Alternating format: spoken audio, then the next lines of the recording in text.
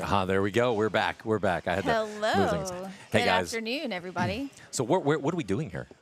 Texas Ringer at Texas Archery. The 2024 Texas Ringer, the highest registration tournament that we've ever had here. Biggest payout when it comes to just a shop shoot, which is Right. crazy. We have over 140 archers. We're giving away over $7,000 in cash with our sponsors like Gas Strings, CD Risers, the Trad Tour Group. Easily over $10,000 in cash and prizes. Yep, we thank our sponsors for those gas bowstrings. Yeah, Gas stepped up really big. They're giving away, what are they giving us? Full sets of strings for all the youth, first through third place. First place for adults, right? Yes, that is right. Yep. And, we've got CD Risers paying out contingencies. We've got the Trad Tour giving away some of their arrows, their custom arrows for the Trad team, Nice. or Trad team, the Trad group. There's a couple of extra incentives. Mr. Stonebreaker sponsored a couple of buckles. And also we have bounties on archers' heads, which bounties. I think we're close to $500 in Okay. bounties. So it all adds up really quick, Yes, doesn't it it? does. Yep. And the whole idea behind this is that 70% of the money goes right back into the archers. It takes us about 30% to pull this thing off. When you're looking at scorecards and targets, and it just, it all adds up really quick. So it's actually cost us probably a little more than that. But I think we've gotten back some of it. We've got hotels that we had to pay for people. And so that, it all just kind of adds up to, it makes it tough to run a shoot like this, but we're able to pull it off. So let's look at one of the targets. And Carrie, which I guess I'm Scott, Yeah, and we this need is to Carrie. introduce ourselves. We haven't Carrie, introduced ourselves all weekend. We'll be the ones that's broadcasting live for most of the weekend, if not all the weekend. We have the finals tomorrow, which will start at 7 a.m. Bleh. That is going to be miserable. It's going to be miserable. But, I appreciate Carrie stepping in and helping me out. Maybe she'll help me out more in the future, too. I will. Yesterday I was a little bit nervous, but today It's not bad. No, I really enjoy it, actually. I can tell you this is actually easier than doing a podcast. Because on a podcast, you can edit and do all this stuff. Here, Right. there's no editing, so No, you just got to live. talk. You just got to talk. You get us live. And it's easier to actually see people and talk about them. Yes. Real quick, because I had somebody texting me, we are live on YouTube only. Our Facebook platform was not broadcasting clearly like we wanted, so we are live on YouTube. Please tell your friends. Yeah, it was. That are looking for It was us. causing us a little trouble. It was causing us a little trouble. There was a this little morning. glitching and some other ugliness that we didn't like. So now we're switched to YouTube. We're going to try. We made a few more changes just to see if we can get the quality a little better. For the finals, one thing we'll do is we're going to download everything direct, so we'll get that in HD, which allows us to then, when we rebroadcast out just the divisions, you'll be able to see those in full HD. That's awesome. That's awesome. Our technology is getting better, so that's good. Let's switch to the target so we can go ahead and explain about the the scoring. You are looking at a single spot target. The innermost white ring is 7 points. Touching the line is 6. The rest of the white 5. And then counting out 4, 3, 2, 1. Anything on the paper in the four corners basically would be a 1. Did I Yes. count that right? 4, 3, 2, and then outside is a 1. And you notice that 4 is bigger than a normal 4 Yes. on the single spot. Yes. Not on the 5 spot, but on the But single no, spot. on the single spot. Most of our recurve barebow archers are shooting the single spot. Have a few compounders shooting that as well. There's a strategy Five. because we have some of our archers that normally shoot a 5 spot, shoot a single spot Shooting the because they single. feel like they have something to look at. Right. If they can shoot one in the center, they have something to aim Every single time, correct. The end is consisted of 5 arrows per end. Looking at the 5 spot, innermost ring is 7. If the arrow is touching that line, it is a 6. The next white ring is 5, and then the entire blue is 4. Anything outside of the blue is a miss for our 5 spot archers. Yeah, a little more challenge on this one because Little more. if you're going to miss, it's not like the full single spot where you Right. can actually, if you hit paper, you're scoring. Right, and if you notice, there is no X marks the spot in that X ring. They are a blank ring. So starting out, you've got to center your shot really well in order to have something consistent to aim at. Go back to that 5 spot real quick. So you can see here that bottom left one, that's a 7. Yes, The top right one and the top left one, those are 6s. are both 6s. Those are Correct. touching the line. Correct. The That's one- how that works. The one in the center is probably a 7, but we can't call it from this angle. Yeah, it's hard. It's probably in looking at kind of where it's at. Right. But that kind of gives you an idea. This is the only target face that if you touch there's one line. If you touch it, it's a 6. If you don't touch it, it's a 7 if it's in the center. Right. So everything else on the target takes the higher score when you touch the line, except for the center one. Except for the center ring. Yep. Kind of changes the game just a little bit, doesn't sure it? does. Our compound archers consider it a -1 versus 6 points. They because do. If they don't shoot a 35, which 35 is killing it. I mean, 35 is killing that's it, 5 yep. inside out X's. Yep.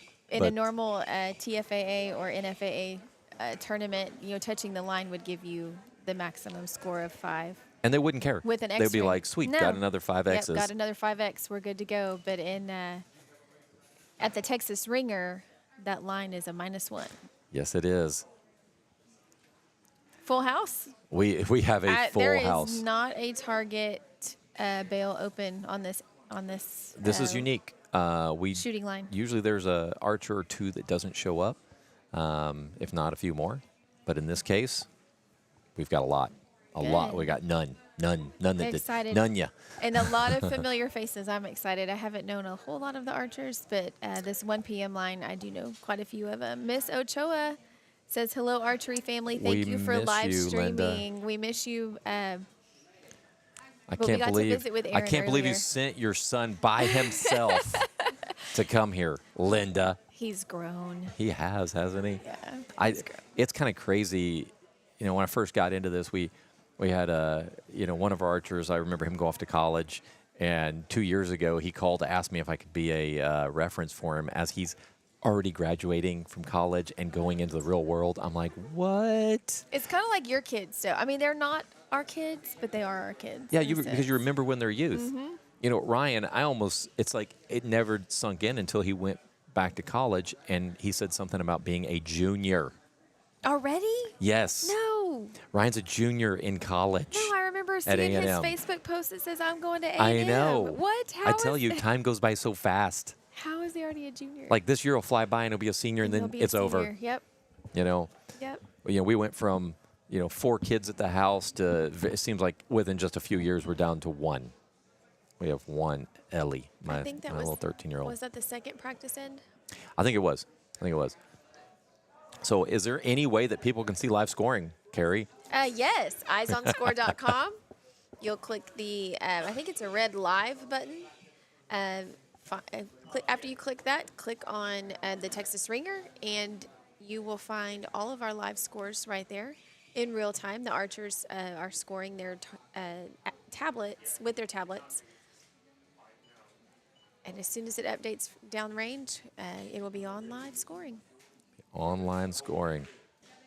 This is a great way for friends and family to keep up with their archers, that if they can't make the drive up to Texas Archery in Spring, Texas, Eyes on Score. Used across some tournaments. Some of our 4-H uses it.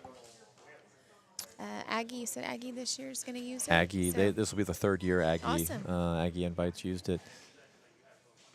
It's becoming a very solid platform. We've worked really hard to make it a good or make it a application that works for everybody. Right. Doesn't matter the organization, doesn't matter the scoring. Like this one's 7. There's Jacob Goff down there shooting. He's come on really strong with his new elite bow. It's taken, it's like solid right he, there. he started off with a mission. What was it? A mission. I don't remember which mission bow he started off with, but came Matthews by mission. That's exactly what my son started with. It's a great starter bow, but once you start getting into competitions, you have to get to the point where you have a target bow that's built for target. target. Yep. Yep. Real quick, we've got Go Jewel and Landry watching from Shreveport, Louisiana. Miss Lizzie. Thank you guys for tuning in to Raising an Archer on YouTube. We got Tori from North Carolina watching. What? See, all over the U.S. Yeah, Here it's we pretty go. awesome. We appreciate everybody tuning in. I texted my sister-in-law. She's in Alaska. And Really? I wanted to see if she'll log on. I Jump haven't heard on. back from her yet. But they're 4 hours behind us, so, you know. So we made a few Still more early changes. I morning. think the quality has gotten a lot better. It looks good. Yeah. So as we get things like tweaked, I don't think we had we're- some weirdness with not the lagging. settings. No. Oh, there we go. And go ahead and move that up just a little bit. We'll have to remember to get the logo out of the way when we do the shoot-offs because it'll get in people's faces and the scores and all that stuff. So tonight we're busy. We've got to get set up for live scoring. If we can find somebody tomorrow morning that will help with some of the broadcasting, if we need to, that way we got to have everything ready to go for the shoot-off. Right. And we'll have live scoring on the screen, so we'll have head-to-head with their names. That'll be good. I got to find somebody to help us That'll with be a that. lot of fun. Sure. I'll have to have somebody to help us with that. It's pretty simple. It's an Excel file. All it is, just got to fill it out. It's easy to screw up. I think I've locked it in to try to make it less easy to Less screw easy up. to mess up. Yeah, but it works really well. I'll have to test all that tonight. I think it's all ready to go, to be honest. We tried to get all this thing tested, but it was, we went to the World Championships with my son, and out in Canada, Lac La Biche, Canada. I think it's Biche. That's how you say it. Lac La Biche, Canada, outside of Edmonton, and we were gone for about 10 days for that, and we come in hot on Coming in Tuesday hot. night. Yes. And Wednesday, Thursday, Jeff, one of the judges down there, him and I were up here getting everything ready. We'd gotten some ready beforehand, but then came in and kind of finished everything up, trying to make it as easy as possible. We've got cables run to be able to run to get the finals going with the cameras and TVs and all of that stuff. All right, let me see here. Let me go ahead and double check something. We had a couple archers come in. With the new app, we had a new change. One thing, they made a change where we actually couldn't, what's going on with our video? It's getting a little jumpy. Is it jumpy for you? No, it's looking good. Maybe just a little bit. Mine's gotten real jumpy. I'm going to go ahead and, nope, there we go. It's back. Well, maybe not. Well, let me know. Take a look. What was I about to do? Maybe check your eyes on score because we added an archer. Oh, that's right. That's what it was. So what's this guy's? Jackson. They are there. All right.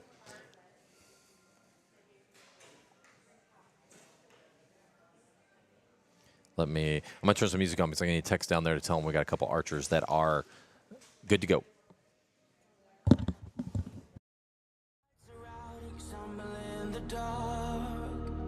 You kept pushing on, but then you went too far.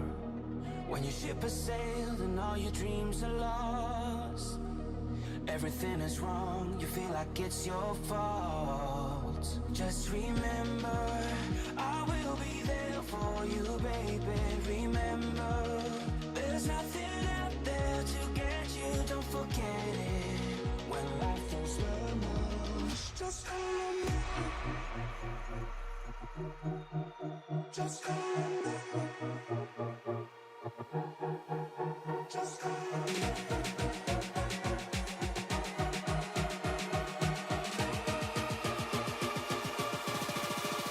Just remember.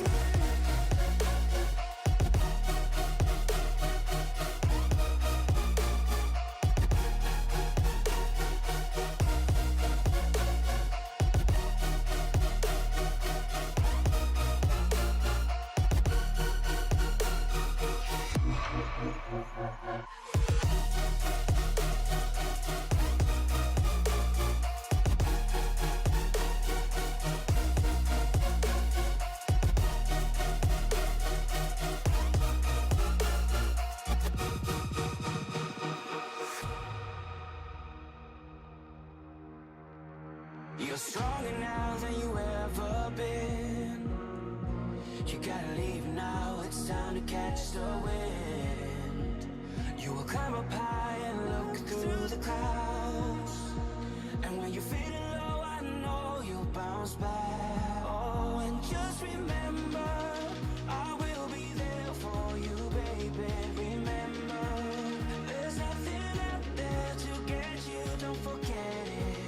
When life throws lemons, just remember. Just remember. Just remember.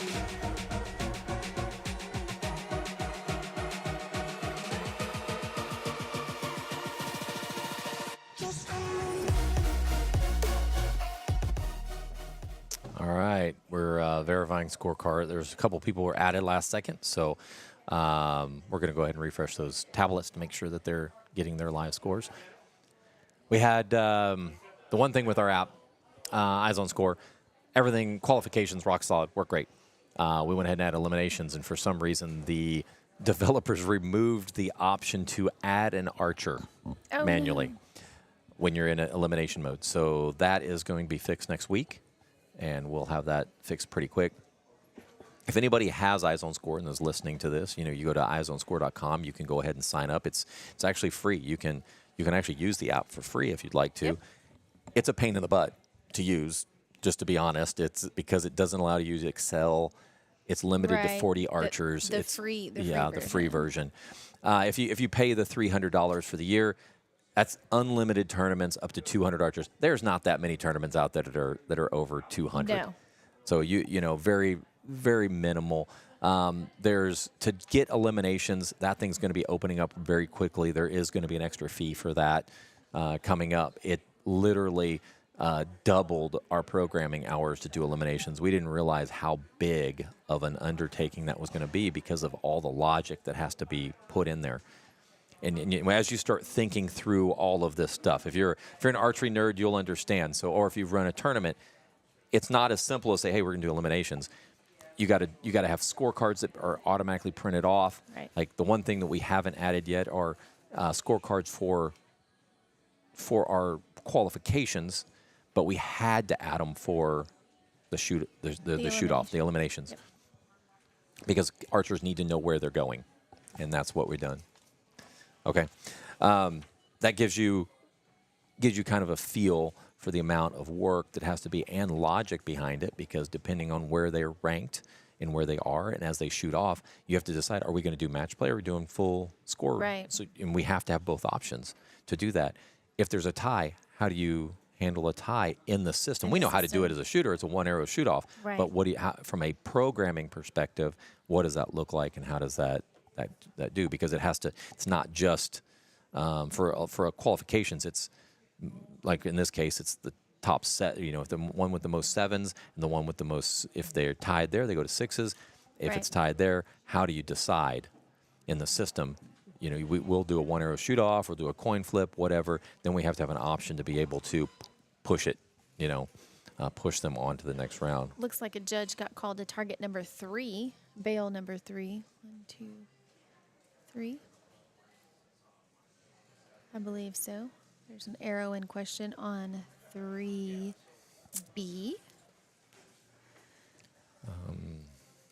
This is my favorite thing to talk about, I think. What the judge is doing is verifying whether the arrow shaft is touching the line or not. Uses a magnifying glass or a flashlight or both. Judge's call is final. So no arguing or bartering with the judge. No arguing. Nope. No arguing or bartering with the judge. His say is final. Usually the archers work it out amongst themselves, but in the event that they cannot, the judge will come and give the final say.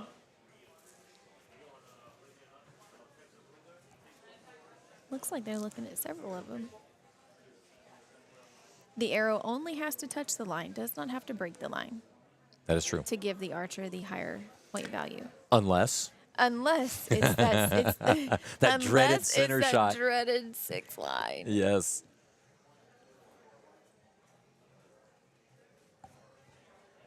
We've got a couple archers because we added them. Just added them. We're trying to. That's why I'm kind of jumping in and out here. I need to make sure that we get them added to the scores. The live scoring. Yep.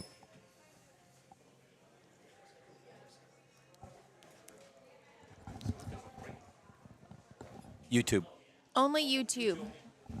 Yep, we are only live on YouTube at this time.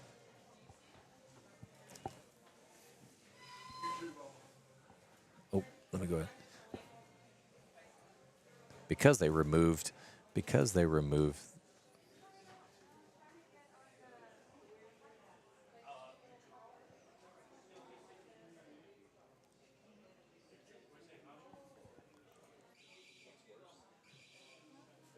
36 archers are shooting. Bottom line always shoots first. So it'll be 18 on the bottom and then 18 moving up to the line for the top. Halfway through scoring, which is after end number 6, the archers that were shooting top will move to the bottom. Bottom will move to the top.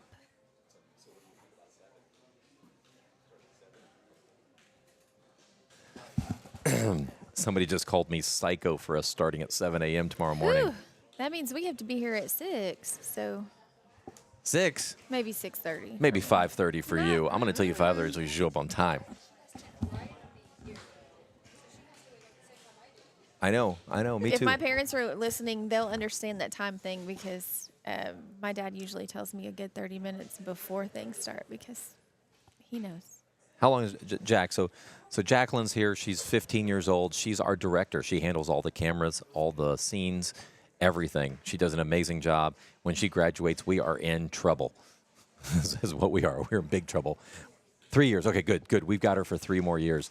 And so we're good for at least 3 years. Jacqueline, how far do you live from here?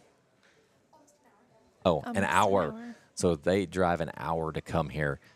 That's the one thing cool. I've really started to. I enjoy having all these archers that come in around the country. Yes. They come in. We got one that's stuck. No, there we go. It's back. We've got even for our on Sundays, for our club shoot, we have kids that are coming in. You guys come in 2.5 hours. 2.5 hours. We 2.5 hours. have on kids that are Sundays. coming from Angleton. That's 2 hours. We've got kids coming in. We even have some kids showing up from Louisiana. I love it because I think the community that is built here is phenomenal and conducive to those kids learning. So. Yep.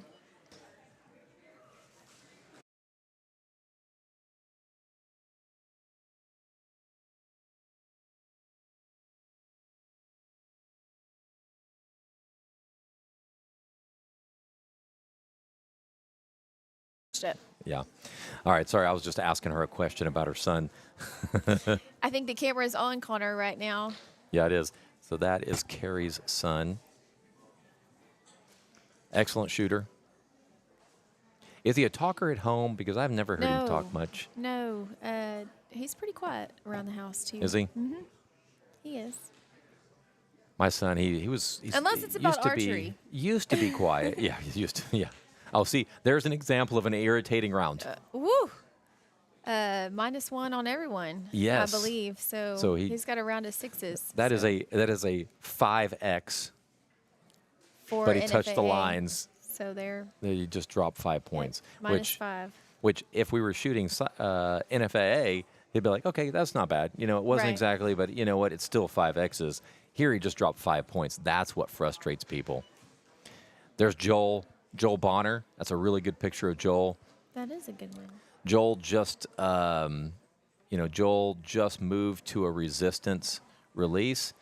He was shooting a finger release before, and he's been working with it. It looks like it's doing pretty good. Looking good. Normally he shoots a bow hunter setup, and we have I was about to say we don't have bow hunter. We do have bow hunter. So bow hunter is a division here.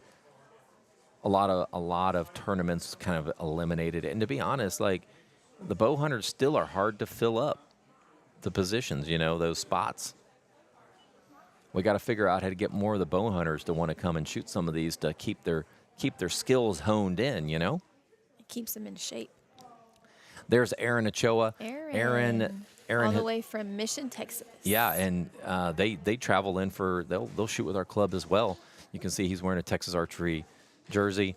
He's taken off maybe 6 months to almost About 6 months. Yeah. Well, we saw him. I think he made it to Vegas. He was and in then- Vegas. I think he may have took a break after Vegas. That's the one thing about archery with these kids. We have to be so careful because their burnout happens. And sometimes it's not the parents that are pushing them. It's the kids. They are self-motivated, and sometimes they burn themselves out. Yep. And it's easy to do. It really is.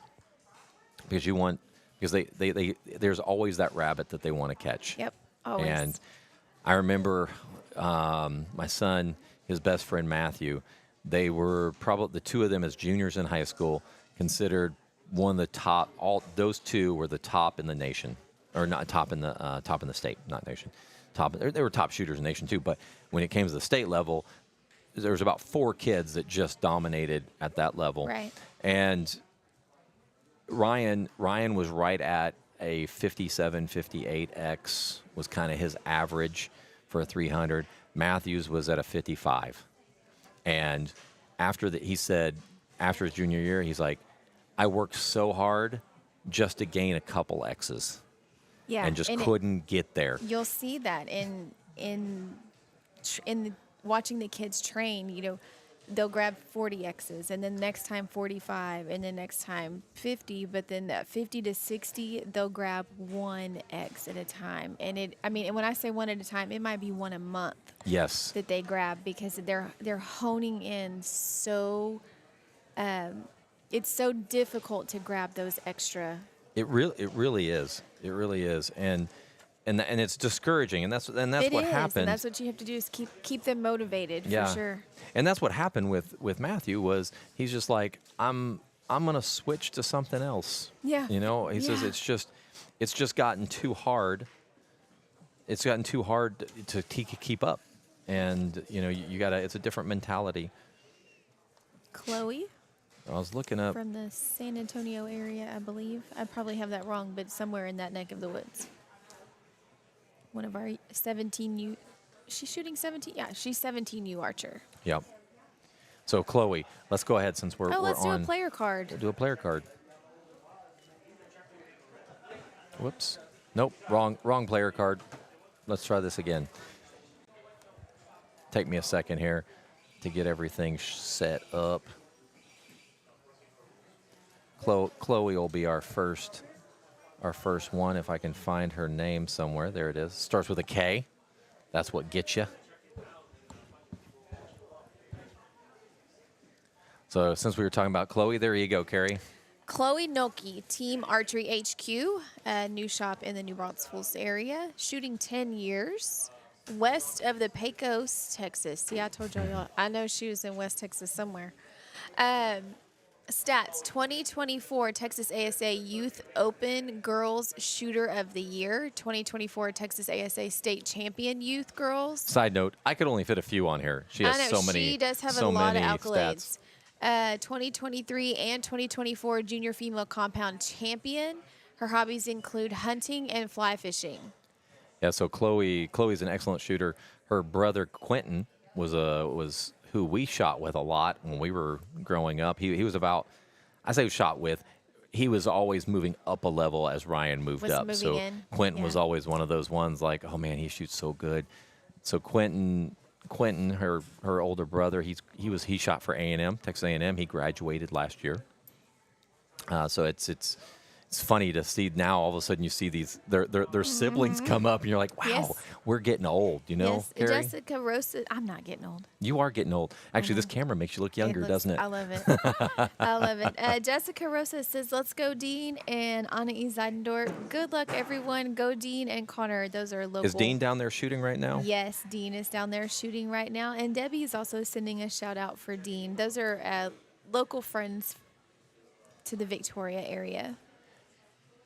Yeah, we'll get some other player cards up there soon. One thing we did was we went ahead and requested, hey, if you want a player card, send us your information. On your stats, you'll see people that say just having fun. That's okay. We just wanted to have some pictures of them with a cool little player card. If you're listening and we don't have your Archer's player card, slip us a note up here in the booth. That way we've got information on them for next time. Yep. I think next time I think I'm going to have my work cut out for me. Or because, even for shoot-offs tomorrow I for think the elimination rounds. I think we had something like, you know what? I can look. Let's see here.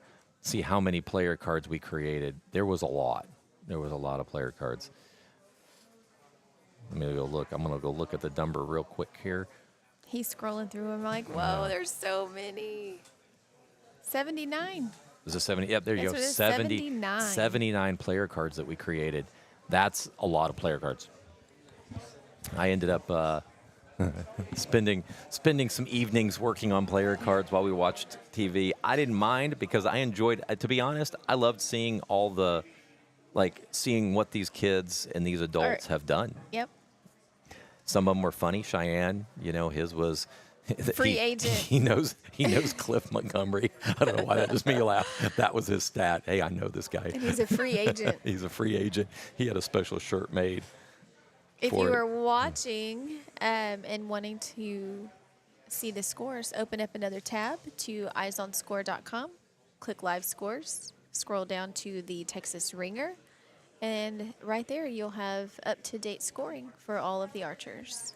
So I just did get some information. Once we see Aaron Ochoa up there, I'll give a few of his stats as well. Nice. Mom just sent me some info. Linda. She's so organized, isn't she? Look at this. I love that. It's all color coordinated and everything for us. Wow. Good job, Linda.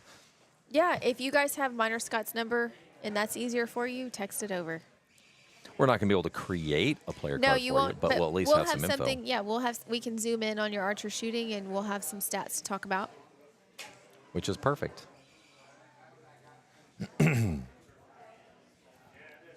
Should be starting probably end number 3 right now, if I had to guess. Yeah, right now you're looking Venu right there on the left. We just moved past him. I was about to pull. There's Andrew Z. So you noticed, if you were here in the last round, Andrew Z shot the 9 o'clock line. Yep. He's actually shooting the 1 o'clock line too.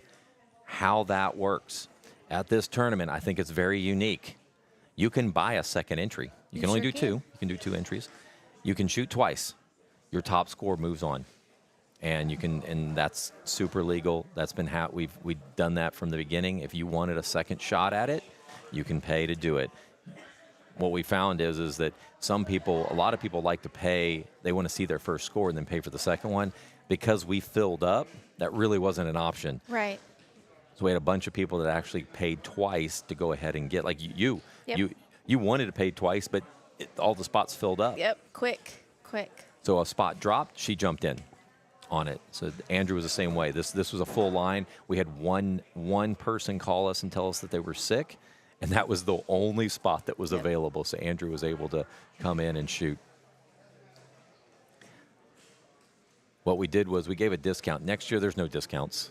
That's fine. We're going to do 2 entries or 2 entries. Yeah. I think that's fair. And then I think that will encourage people to just register both entries at the same time, regardless. Just shoot both times regardless of what your first score was. Right. You know? For the most part, I would say 75%, maybe higher. They always seem to shoot better the second time because they already have a number that's out there that they're okay with. Right. This is just a freebie. Right. And they seem to score a lot better. Improve. If not, just have a good time hanging out with your friends. Yeah. I don't know. Who is that? That is on 3D. She didn't print off these are all alphabetical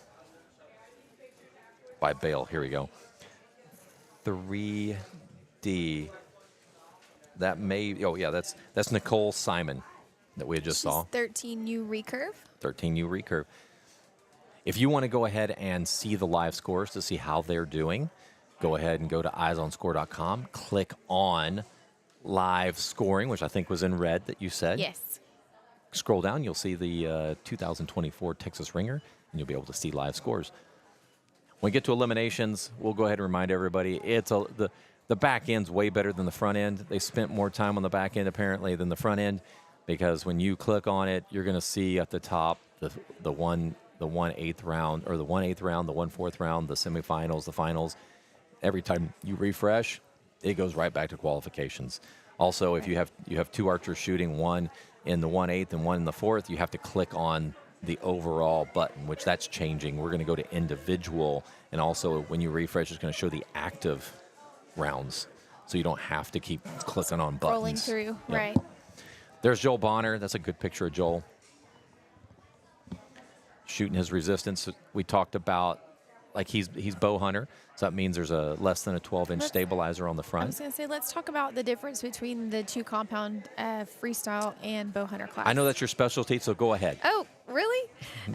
Bow hunter class is limited to a 12-inch stabilizer from the riser, no magnification, limited to 5 pins in their sight. Once scoring rounds have started, they are not allowed to change their draw weight. They are not allowed to change anything with their peep. They are not allowed to change their sight.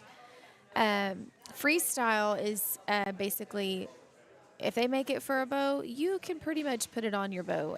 Some of our freestyle archers are shooting front bars and back bars, magnification in the lenses, clarifier, verifier in the peeps. Oh, there's Dean Rosas. Yeah, leave it on Dean there for a second. Dean Rosas is from Victoria, Texas, shoots South Texas Archery Joad, barebow archer. Shooting for about 4 years, 2024 TFAA Shooter of the Year, Cub barebow. I got so far away from you. It, yeah. Need your reading glasses there, Carrie? 2024 TFAA State Champion. In 2024 NFAA Cub barebow silver medalist. His hobbies include board games and swimming.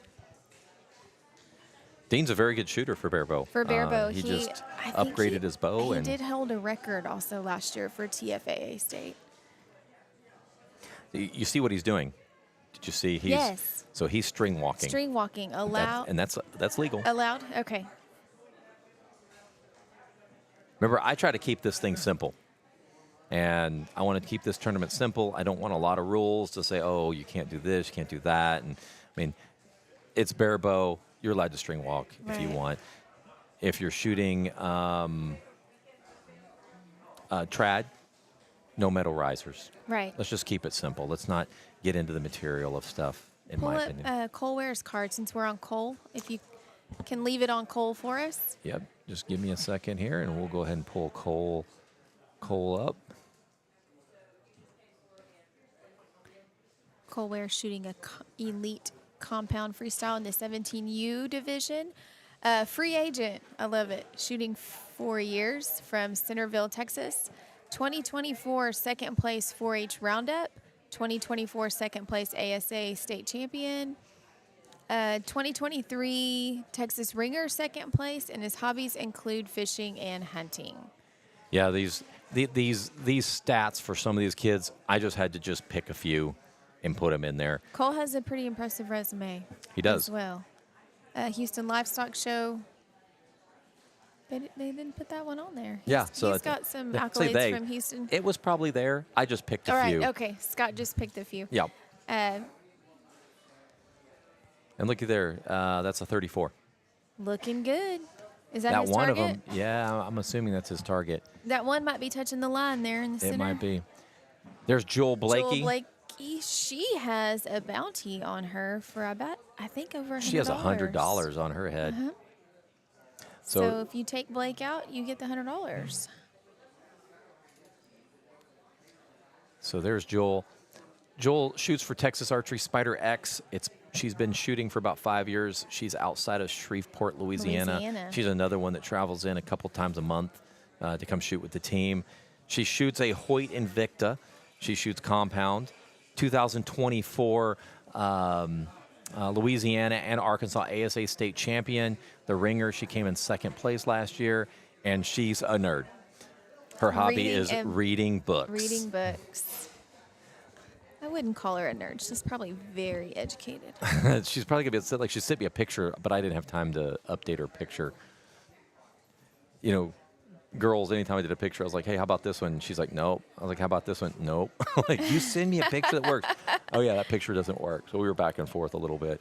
I'm trying to get her card updated. Jewel has come on really strong in the last year. She is she is another example of when you kind of tear somebody down to try to start over, which is what we did with her. I say we, her coach. She was shooting a button, and the draw length was just a hair too long, and so she was leaning back and she was having to punch. She couldn't engage. Right. Shorten that draw length a little bit. We put her on a resistance. She took the resistance really well. Started shooting really well. Then they went ahead and moved her to a hinge. Set that hinge up correctly. Now she's just executing it just like she's supposed to. Right.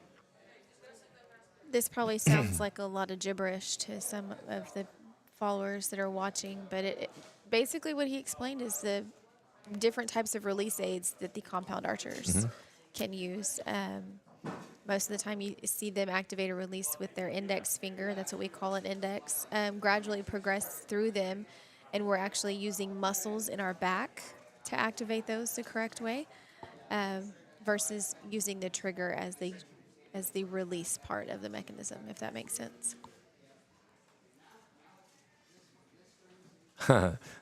So Liz says, Jewel's probably the best at math in our grade.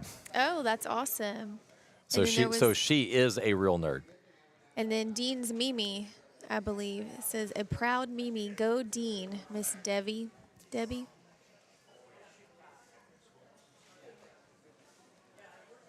That one trad shooter with the teal hair is awesome.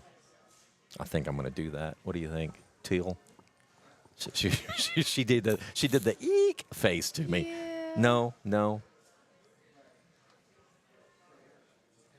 Well, Texas Archery, just so you guys know, this place has 3 ranges.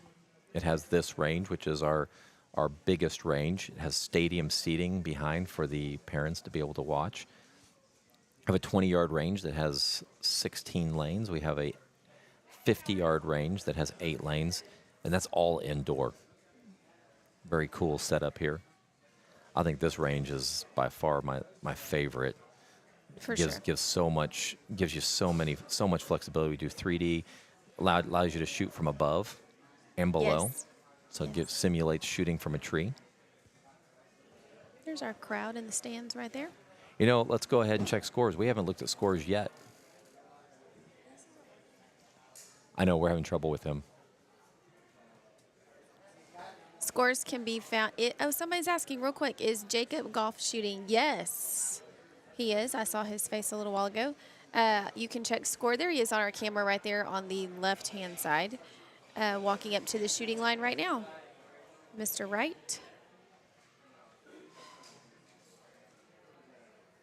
Shooting next to Jacob is Riley Berger from Victoria, Texas. Scott's checking our results on eyesonscore.com. You can do the same. I'm only going to be looking at the individual times right now. That way it's easy for me just to glance to see who's shooting. Oh, there's a good picture of Riley. Bowhunter 13U, there's 3 of them shooting right now. And it looks like Addie is leading the pack with a 78. How's Riley Berger doing? Riley Berger, 74. 74. I mean, they're all really close. Riley is 9 years old from Victoria, Texas. That's awesome. So she's hanging in there. Hanging in there. Bowhunter 17U, Chase is at 89, Joel is at 80. Recurve 70U, 17U. We have Neveriti? I don't know, 77, sorry if I butchered her name. Shalish is 63. 13U, Venu is averaging I'll look this one up because he's the only recurve adult shooting. 13U, Nicole, Elaine is shooting again, so he's getting a second shoot in. He's at 71 right now, and Nicole is shooting 60. Let's see, Aaron. So Aaron, we're just looking. We just had his stats. So, for some reason, this guy's name isn't backwards, I think. Chris.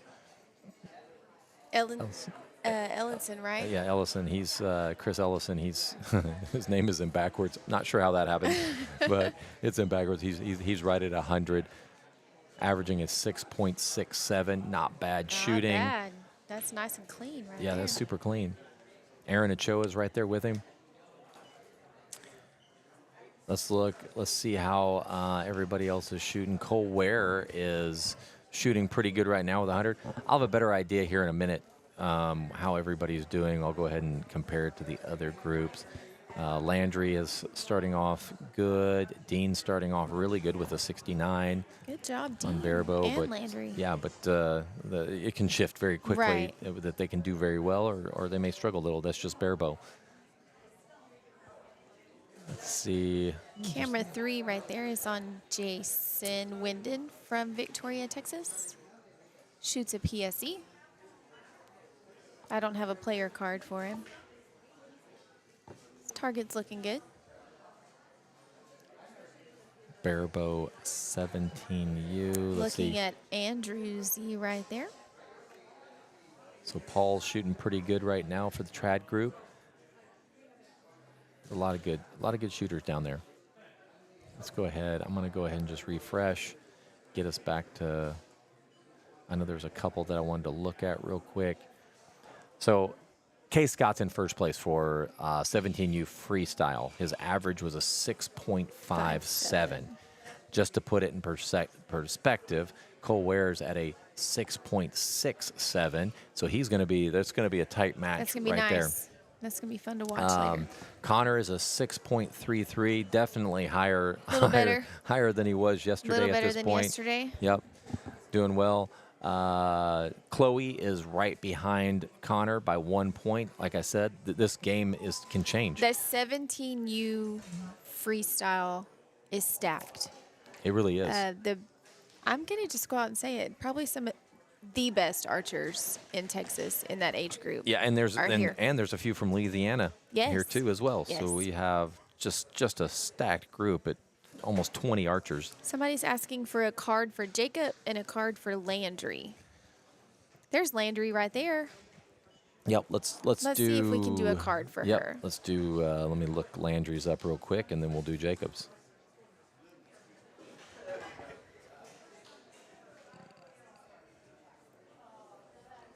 Just give me just a moment here. There you go. There's Landry's All right. player's card. Landry is Team Texas Archery Spider X, shooting for 5 years, also from Shreveport, Louisiana, sister to Jewel. Shoots a Hoyt Barebow recurve, 2023 USA Outdoor National Champion in the U13 Barebow. This is her second year shooting the ringer, and last year she placed second place in her division. She is also a cheerleader. And there she is. Good shooting, Landry. I love her picture. I love the shades. I know. It's such a good picture, isn't it? Do you know? We'll do Jacob's next. Mr. Wright, if you're asking for Jacob. Jacob. He's on target 9, I believe. We might have to. Hold on. I could be wrong. He's either on 1 or 9. He's on 9? Oh, next. Okay. Yeah, we'll pull Jacob up once we see him. We'll pull Jacob up in just a moment while he's shooting. I love this interaction with our YouTube friends. Yeah, Jacob is 9D, so he's shooting next. No, yeah, he's shooting next. That's right. No, he's already shot. No, he's already shot. So we'll catch him on the next round.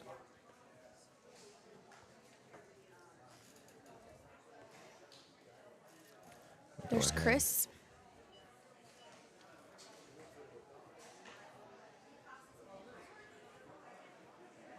JT, we'll get to Jacob's player card here just in a minute.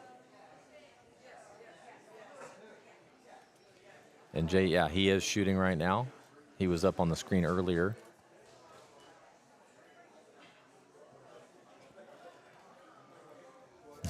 Yeah, Lizzie, I agree. That picture's awesome, isn't it, of Landry? I've used that picture a bunch. Oh, look at that bare bow, or look at that single spot target right there. Yeah, it was interesting. We had a It might have been Jules. the It was 17U looking good. girl that won it last year was Nadia. Nadia, she shot a single spot. Normally she doesn't. She was like, I'm just going to shoot a single spot and shoot micros, and Nope, it she wasn't killed Jules. it. She killed it. There's Jules. It wasn't Jules. I don't know whose target it was, but it was looking good. That's 17U. You're going to need to stay above a 30 if you're going to be able to compete with that group. 35 being the maximum score, because 5 times 7 is 35. Best score you could shoot is a 420. Last night we saw 2 of the best scores ever in the Texas Ringers history, with a 410 and a 409. Came out of the adult freestyle. Yep. And those are, and both of them are Aggies. They decided. Aggies always seem to show up whenever there's some money on the line. It's fun to have them, though. I like having those. It is. They kind of change the dynamic. And tomorrow in the shoot-offs, if there's, last time there was a bunch of Aggies here, and they just made all kinds of noise, which was fun. Yes. You know what? There was a little bit of drama with all the noise last year, too. Some of the archers didn't like all the chanting, and I told them I like it. It's archery. This isn't golf. Yeah. And we're really trying hard to make it a spectator sport. That's why we're here on Raising an Archer, Yeah. to help educate our viewers and the spectators what's going on, how the kids are shooting, give you an explanation of what's going on, so you're not just watching arrows fly every once in a while. There is strategy in this game, in this particular target. There you go. Case, for sure. There's Jacob right there, Jacob Goff. There's it's Chase, right? Chase McBroom. Is it Chase? I think it is Chase. I've been talking too much, so it's like I start forgetting. Yeah, Chase. I wanted to say, because there's a Chase, there's a Case, there's a Cash. Cash is not here this time. Yep. There's just too many of those names.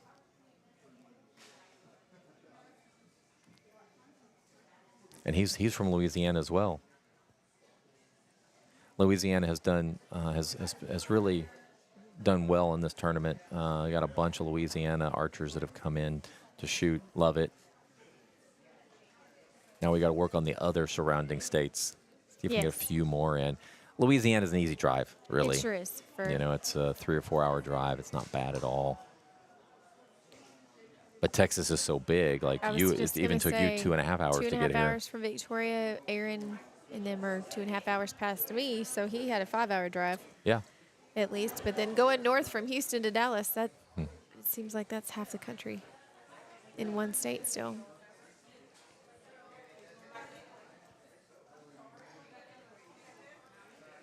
You can see. They're probably talking about eyes on score. Oh, I guarantee you they're looking at the scores. Or they're watching the video. One or the other. One or the other. There's Riley Berger, Connor, Dean. Local kids to my Victoria. Yep. My Victoria club. All right, so we just saw Jacob. Jacob, there he is right there. He is. So Getting here's, ready to shoot. So here's Jacob's player card. Jacob's with Texas Archery Spider X. He's been shooting for 3.5 years. St. Augustine, Texas. Need my reading glasses. He shoots freestyle compound, 2024 State Fair, 4th place for junior compounds, and he was a finalist in the 2024 State ASA. He loves to hunt and fish, which is that's pretty normal for a lot of these young boys. They like to hunt and fish. That's Texas for you. There's a good shot of Jacob. Jacob's come on strong. Within the last year, I've enjoyed watching him evolve as an archer. They drive in about 2 hours, maybe a little over 2 hours each week for him to shoot with the team. He just got a new bow, and it really has changed the game for him. He's shot way better with this bow. With the new bow. The Mission bow it's a good bow. You know, I can't knock. It's a great bow. When it comes to target archery, it has a little too much cush on the back end, so it makes it a Right. little harder to get into that bow to stabilize it for trying to be precision. I mean, you got to shoot that center. Right. These archers are pushing and pulling. And Yeah. what Scott was talking about is in the wall. You want a solid wall in these target bows provide that. Yeah, for when the you draw archers. back and you hit that stop, when you get the full draw length of it, you want to be able to get into it a little tight just to add that little bit of pressure. And then everything gets nice and still. Yep. Some people like the wall to hit because they have some that'll hit the cams or hit the limbs. There's also ones that just hit those strings. We see some success on the limb ones when the draw weight is low, but when they start getting the draw weight up, most of our archers like to have that little bit of play that they can push into it, Right. and it's all about consistency to make sure that feel is right. And you mentioned Riley Berger earlier, Riley Berger from Victoria, Texas. so we have a player card for Riley as well. She's shooting right now on target 9 also. She's pretty cute. She's fun. Target 9. So she's from South Texas, Joad. She's been shooting for 4 years. She's from Victoria, Texas. She's shooting a compound, a Hoyt Cobalt. So is she shooting bow hunter or is she shooting open class? Shooting bow hunter today. She's doing bow hunter. Yes. 2023 4-H district first place. Also in 2023 4-H state, she came in 4th place. Just missed out of the top 3. Just missed out. Yep. Hobbies include friendship bracelets. I know because she made me one. That is so funny because my daughter, that was her thing too, probably at that age, all these little Yeah. bracelets that she make. So she would make them for all the coaches and give them out. Look at that's a good picture. It's a good picture. Yeah, we get to see, and YouTube viewers get to see it also. The zoomed in front view of the archers. Yep. That helps us as coaches There's a good one of Joel. evaluate. Joel came in to help us this weekend too, so he had to take a little break so he could shoot. Now he's getting his 60 arrows in, and then he'll be back to helping. Joel was a big help with check-in and helping out with range practices and all of that stuff. He was helping Robin downstairs. Somebody asked me if somebody was shooting today, and I don't see their name. So he's just moved to a resistant release, moved away from the finger. So on compound, you can shoot with your index finger. You'll see that's kind of the normal one that you would see for bow hunters and things like that. There's a button, a thumb button, and then there is a resistance release, and then there's a hinge. Let me explain all those. So the finger one, obviously, it's your index. You put it on the trigger, and you can pull through it. Different ways to shoot it. Ryan one year was struggling with releases. We put him on a finger release. He still just killed it with that release because he was able to figure out how to wrap his finger and pull through it with his back muscles. Right. Then you have your button. This one, most of the time, my kids, when they move to a button, we go ahead and remove the button because they get to the point where they get too punchy with it. We move them to a resistance, and how the resistance works is for compound. You draw back, you hit that wall, you add a little pressure, you take your thumb off, and then you pull through it. So let's just say your whole weight is 12 pounds. You'll draw back at, let's say, draw back at 10. You hit that wall, maybe add about a pound of pressure to it, take your thumb off, and then you're going to pull for about a pound, and then it goes off. And then it goes off. Great way. You activate it's probably your lats and trapezius muscles, What do right? they call back it? in there. Call it your my mind. When you said that, I had the name in my mouth or in my head, but I didn't get it out fast enough. So until you started throwing out names, I'm like, oh, it's gone.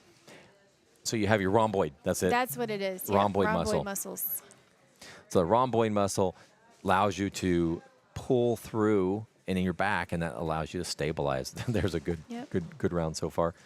She's got a tight group, doesn't she? Yeah, she sure does. I like to explain to a lot of my archers that you only use these muscles rowing a boat or shooting a bow. Yep.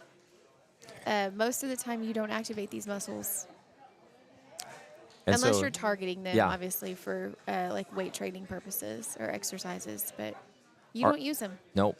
So our normal we usually transition archers from a hinge or from a resistance to a hinge.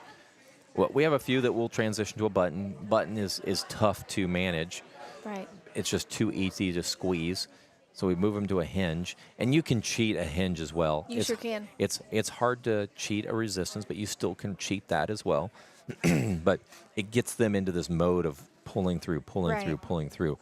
When you set up a hinge, you have to set it up in a positive position, not a negative position. Let me just explain this to you. So if you draw back and your fingers are forward towards your nose, that's a positive position. What that means is as I add pressure, the hand rotates a little bit and it goes through. Right. You can't see that rotation with your naked eye. No, Not very it's easy. very, very, very small.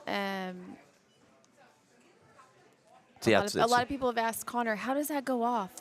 And he's like, I just release a little bit of pressure here, and it and just poof, goes. it goes off. And it Well, just goes. If yeah. if your hand's in that positive position towards your nose, if it's angled towards your nose, and you pull through, it rotates just a hair and it goes off because it's like a tenth of a turn, Right. Right. 1/10 of a turn. I So had- if it's in a negative position, guess what? When you get can't into your really back, go further. you can't go any further. So you have to Negative. activate it with your fingers to go Right. off. That's how you kind of cheat the release. Some people shoot it really well. We just don't coach it that way here at Texas Archery. We want to coach it in a way that allows those kids to execute and pull through it. Right. Lizzie is asking, how far are the targets from the shooting line? 1 million yards. I'm really good at math. 20 yards, approximately 20 yards, is what they're shooting. All disciplines, all age groups are at 20 yards. Good question. It is a good question.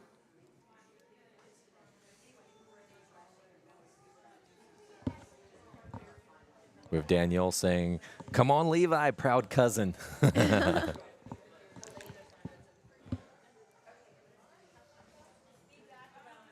I don't know. Do we have Levi Whitaker, Barebow 17U? Yep. Danielle shouting out Levi Whitaker. Yeah, we got so many paperwork here. I'm starting to get them mixed up.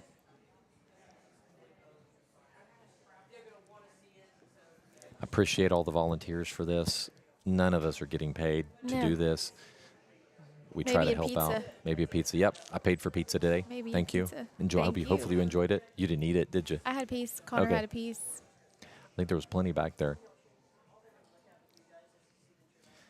I don't know how loud the music is. We have a speaker pointed right at us, so I don't know if that's too loud.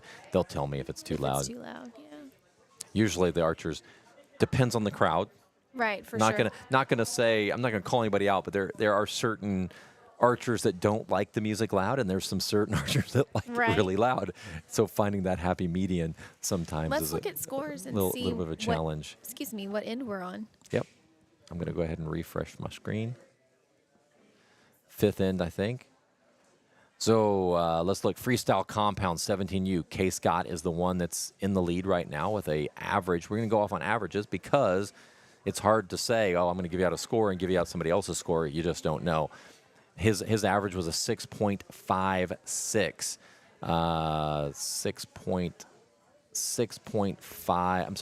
6.57.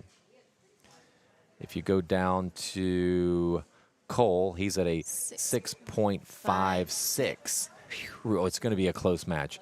Chloe, 6.36. Connor's at a 6.32. Still better than he shot earlier. So I mean, that's all really. Those percentages mean they're going to be very close. Right. Just a few points off. Top 16 go to shoot-offs tomorrow. Yep. Adult freestyle. Is anybody shooting adult freestyle? We There's a do. few. We have Chris shooting. He's at a 6.76, which which would really put him in the top 3 if he can keep Right. that up. That's a really good round. He might be knocking on a 400 there. He probably will hit a 400 with that average. He's going to be close. Aaron is a 6.40. What end are we on? I saw a lot of on that last round. I saw a lot of ugly faces on Uh-oh. Aaron. Looks like he did have Hang in there, bud. Yeah. You know what? That's the part of the middle game. It You have a is. couple bad shots. It starts It getting in is. your head. Yep. Hard to come back We from. talked about that in the 9 a.m. broadcast. We just have to let it go. Yep. I think this is our last end before we take a break. Archers that are shooting the bottom line will move to the top. Top archers will move down to the bottom. We will take about a 10-minute break after their scoring and then come back for the second half of the 1 p.m. line. Uh-huh. Follow along on Eyes on Score if you're wondering where are the stats that Where are the scores? that Scott is spitting out numbers, all from eyesonscore.com. Click the live button and you'll find the Texas Ringer. Barebow Adult Open, second largest group that we had at 29 archers. Is that what it was? Let me look. 28 archers. Nick Way and Spanky Brooks. One's from Wyoming, one's from Arkansas. I mean, these guys traveled in. They're 1 point apart, 315 to 314. Those are pretty solid scores. Both of them shot this morning. Yeah, Barebow shooting in the 300s. It's a legit Solid. score in this, and they're all real close. Lee Cheyenne, he's going to be tough to beat in the shoot-offs. Shoot-offs. Yeah, he's a competitor when it comes to shoot-offs. Is right there. Let's see, that's a 5.25 for Nick, and our current. Where are we at? In the 4s. Yeah, we're in the 4. So these guys are going to be they're going to be trying to get into that top 16 so they can come back tomorrow and shoot at 7 a.m. I guess if they want to shoot at 7 a.m. I can't even spit it out. I need another cup of coffee. I forgot it was even there, and my head was hurting. I was like, oh, it's because I need No caffeine. I need caffeine. We have Dean.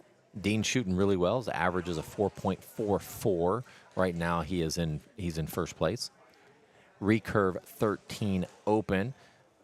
Let's see. Currently the top 2 archers are in the 5 average.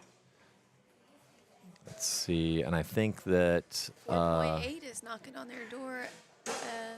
Elaine. Elaine, he's shooting right there. He's shooting about the average he shot before, Yep. but that doesn't mean anything. You can second half, you can really pick it up and get yourself right back in it. Let's see, Recurve Adult Open. Right now, Kalen. I've messed him up. If you guys are listening, sorry. I messed up his name. I messed up his age. I messed up his hobby. Hobbies. You know, I put fishing. He hates fishing. I don't know how that happened. 16 years old. He went ahead and shot up because he wanted more money, and apparently shot a 373, which breaks any record that we've ever had here. Blows it out of the water. Yeah, 6.22 was his average. Really good. We have, Venu is on track to take that score. So Venu has been on fire. He's shooting right now. His average is a 6.32 coming into the halfway mark. He just came off of a big finish with bronze at Buckeye. He's just been shooting really well. Looks like Joel's having some fun. Recurve, 17U. We have, let's look here. Ethan, wait a minute. Sorry. There's Shalish is shooting right now. Sorry, I was just looking at everything so wrong. Threw me off. We have Nevichi. I don't know. Somebody's got to tell me how to pronounce these names. How do you pronounce that? She just shrugged her head. I don't know. Shooting pretty good, 5.2 average. Bowhunter, 17U. These guys are going to all be very close in score. Chase Manor with a 5.80 on track. He could move into first place for that division and guarantee him spot in a final because there's only 3 in that division. Right. Bowhunter 13U Open.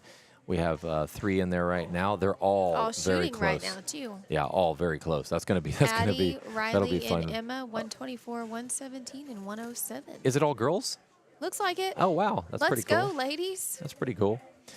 Trad Adult Open. This is the one. I think they had 29 that signed up. It was at 30 at one point. Robbie Rodriguez is in first place with a 4.43 average. Oh, there's somebody on their heels right there. Paul. Yeah, Paul. And that's the guy with the cool hair, Okay. the teal hair. We need to go ahead and show his player card here in a second. Matthew Fleetwood is right behind him. So there's going to be some really good scores, and that's only half of them. The other half shoot at 5 this evening. And this is trad, right? So the That is only trad. thing stipulation for that was just no metal in the riser. Is that correct? That's correct. Okay. So we were talking about Paul just a second ago. I know that's not Paul on the screen, but here is Paul's player card. He's one of the Trad Tour archers. He's been shooting for 8 years. And you know what? There was a little misunderstanding. He's from Paradise, Canada. That's his hometown. We put hometown in. We meant to say, hey, current, but I think he lives in Austin right now. Okay. He loves to be a part of the Sherwood Forest Fair shoots, and in 2023, he was the Open champion. And I've talked about his hair being pretty cool, and he showed up with his hair looking pretty cool. Had to go ahead and mute Carrie. She's getting a little loud.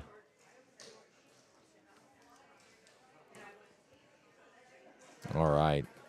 Who is that on the line? I need to look that up. 1A, that's Levi. Is that Barebow? Yep, that's Levi Levi. Whitaker. Yep, that's Levi right there.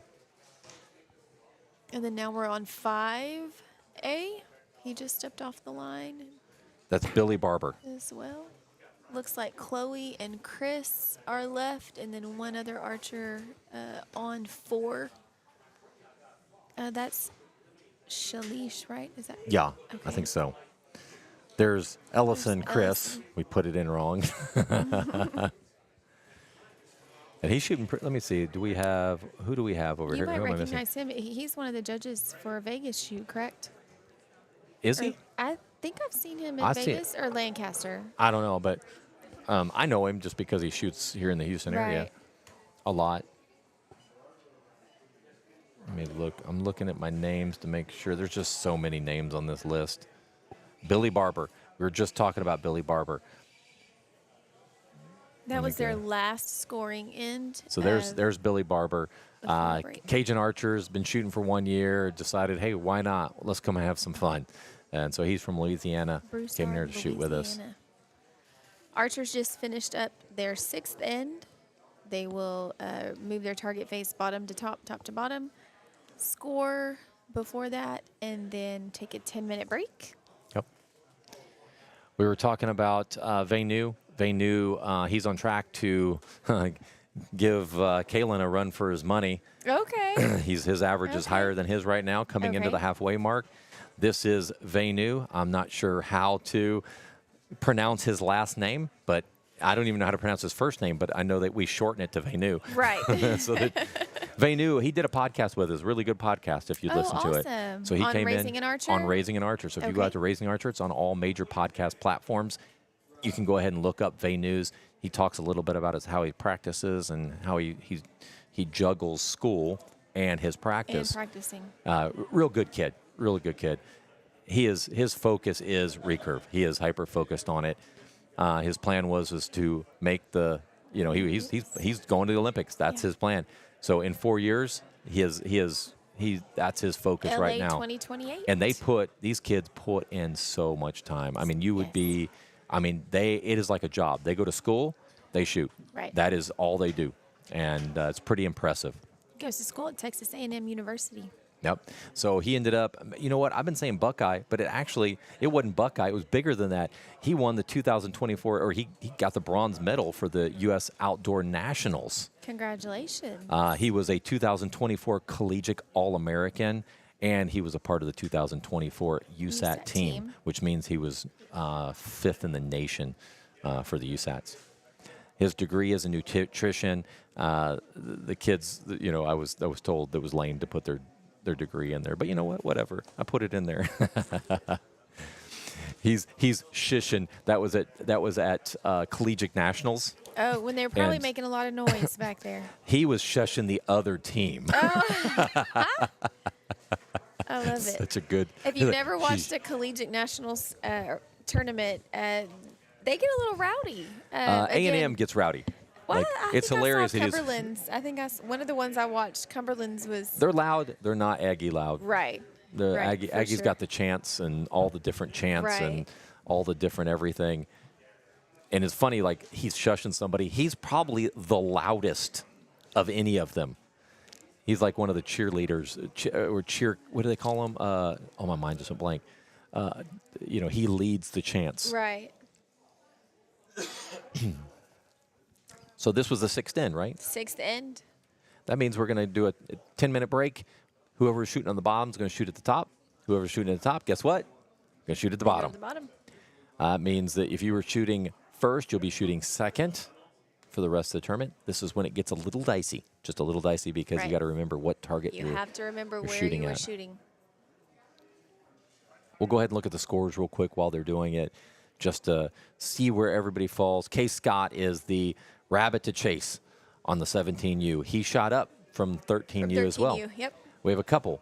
The number 1 and number 2 person in the list right now are both shooting up from 13U to 17U. There's a lot more money in that group. Sure is. Case Scott was at a 6.57.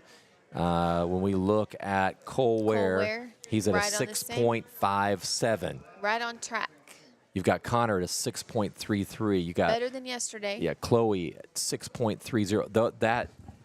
Those percentages are so small. We're talking 1 or 2 points. Right. It's going to be, like I said, that group, that top 8 is probably going to be pretty tough. Top 8. Yes. And there's more to come. There's still some archers in that group that are shooting the 5 p.m. line tonight that are heavy Yep. hitters. So Freestyle Compound Adult Open, we've only had now 2 archers to ever break the 310 plus mark. 410. I keep saying 310 because the 410, 420 is your maximum score. Ryan Booth scored a 410 yesterday, but guess what? Colton Converse, 409. On his heels. Those 2 scores are 2 of the top scores ever posted here. So those are going to be tough scores to catch. Chris is at a 6.7, shooting very strong. Right now it'll put him right in 3rd place, puts him in a really good spot. You want to be in the top 4. That's in this tournament. That puts you in the best spot. You're looking at Baraboo Adult Open. Nick Way out of Wyoming.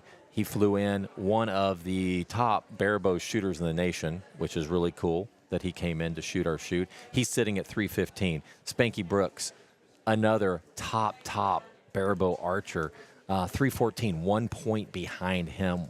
They're averaging a 5.25. Let's see. This group, let me scroll down here.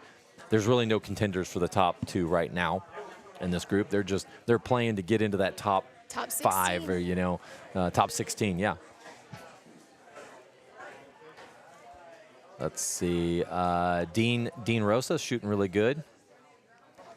132. Ellie Booth for recurve 13U is at 302. Micah Z 301. Those are the top 2 scores right now. 5.03 is the average to beat, and Allen's at 4.9. That's just a couple points. So it's literally they can shift that around and get into that top spot. Adult recurve. This is where Vanu is at 6.23. Kaylin's at 6.22. So it's gonna be a tight match for them. Those finals are gonna be really good. So good. You can catch our finals tomorrow. We start live coverage 7. Let's go ahead and fix your mic there. Oh, can you hear me now? Yes. Final coverage tomorrow starts at 7 a.m. with our 7 a.m. line and should conclude sometime after 5 p.m. That's where you will catch the head-to-head shoot-offs and the elimination rounds. Yep. Ethan Chan for the recurve 17U put up a solid 360. I mean, he Yeah. could have shot up a division if he wanted to and would have Right. been able to compete. Bowhunter 17U. Those are all shooting. Well, no, Trustin has already shot this morning. shot. Or yesterday. Yeah, He so shot those yesterday. guys are all really close on their percentages so far. We've got Trad Adult Open. I think this is going to be one of the most fun groups to watch at the finals. You have Robbie Rodriguez with a 266, averaging 4.43. You have Paul, which is at a 4.23 right now shooting. So he's going to be right in there in the top archers, top 3 probably. Matthew Fleetwood is right there, but guess what? We still have some of the top trad archers coming. So, you've got Stacy Carmichael. Has to almost be most of our line they've the got 5 p.m. Yeah, they're taking up almost half. Yep, of almost that half 5 of our p.m. line. That line. So Will if you be want to trad. see the updated scores, go to eyesonscore.com. Click on live scores and you'll be able to find it right there. 2024 Texas Ringer.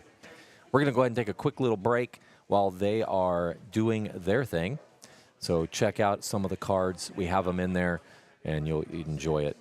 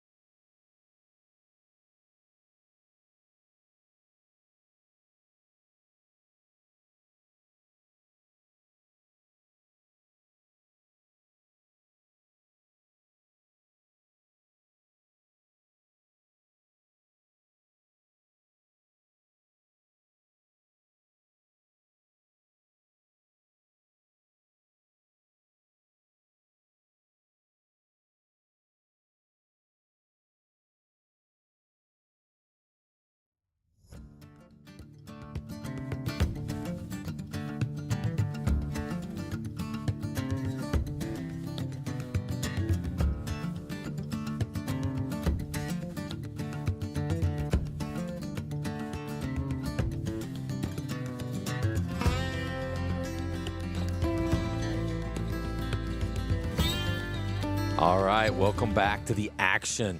I'm going to go ahead and unmute Carrie there. So we are starting the second half. That's Levi right there, Barebow. We've got Jewel on the left. Let me see on the player cards who we have not had a chance to do. Tom Ramsbacher's down there. Riley Berger. I'm just looking to see. I know there's a few names. Speaking of Jewel, I think we've already talked about Jewel. There's another kid from Louisiana. Oh, Nolan. Yep, Nolan. Yep. So we'll go ahead. We have not done his player card. Nolan. So there's Nolan. We'll get to him in a second. So Nolan he's on Bell 2C. So we just missed him. A, B, C, D. So he's already shot. Nolan is from Hoot and Holler Club. We know a bunch of those archers that are out there. We can see their jerseys down there. He's been shooting for 4 years. He's from Ruston, Louisiana. 2024 Louisiana ASA champion. 2024 Louisiana 4-H state champion. Again, this is that 17U. Those kids can shoot. I'll go ahead and move back to here. All right, Joel is on target 8. Let's go ahead and take a look at Joel down there.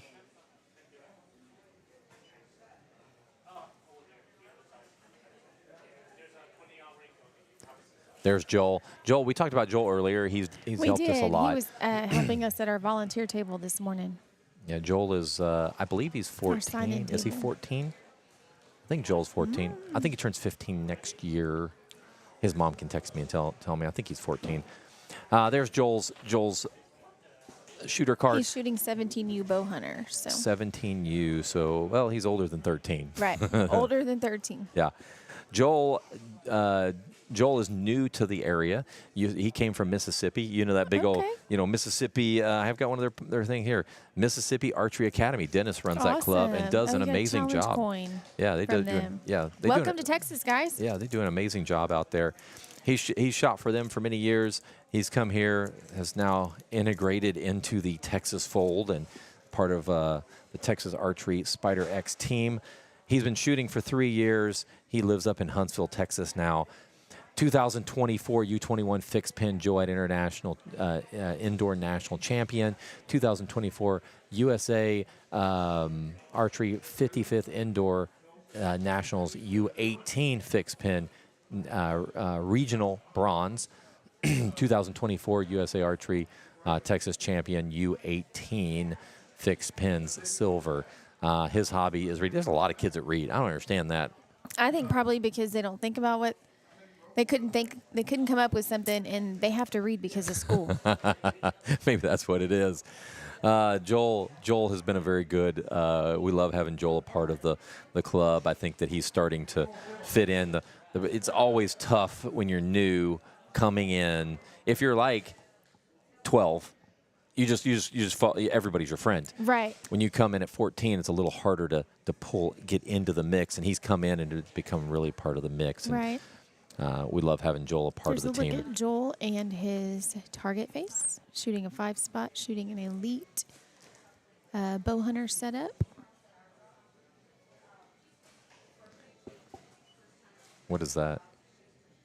I have no idea. His mom just sent me a message. Joel? Oh, Joel just turned. Joel turned 15 in January. So I guess in January of next year, he'll be 16. Mm-hmm. Joel is reading Tolkien. I don't know what that means. Me either. But that must be a specific book, I'm guessing he's reading. Quick Google search. Yeah, we'll go ahead and look that up real quick. I'm sure Brittany will tell me.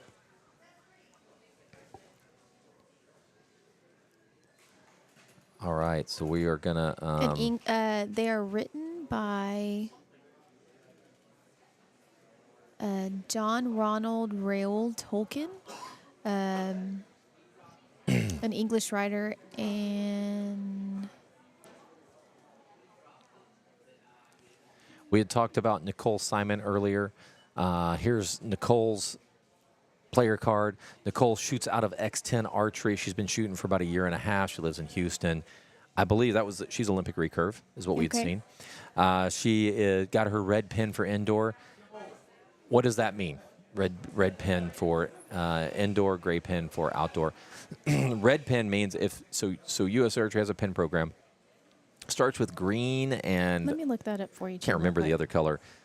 But what you're doing is if you look at the color of a target, like that colored target, those are your pins. When you get to red, you have one more, which is yellow. Once she gets her yellow, then she's going for gold at that point. Bronze, Or silver, bronze, gold. not gold, bronze. So that gives you kind of an idea. So if you look at it, so the one before that was blue, the one before that was black, and the one before that was white. It's just the colors of the ring. And so as you get closer to the ring, is those pins that you're shooting for, and there's specific scores to get those. That's what I'm looking for. Joad achievement. Yeah, she's looking it up real quick. So that I'm glad she put that in because it kind of gives you. I never coincided it to be the inner workings of. Isn't that cool? Never thought of it that way. That's awesome. Yeah, so if you look at a target, that's exactly how they're set up. The first two are just random colors. I don't know what those are. But then I guess maybe they needed 9 of them Right. to get. She's looking it up. I was looking And for once the you get your scoring yellow pin, that's your matrix. last pin before you get to bronze, silver, and gold. And those are tough scores to get. I was looking for the scoring matrix and can't find it.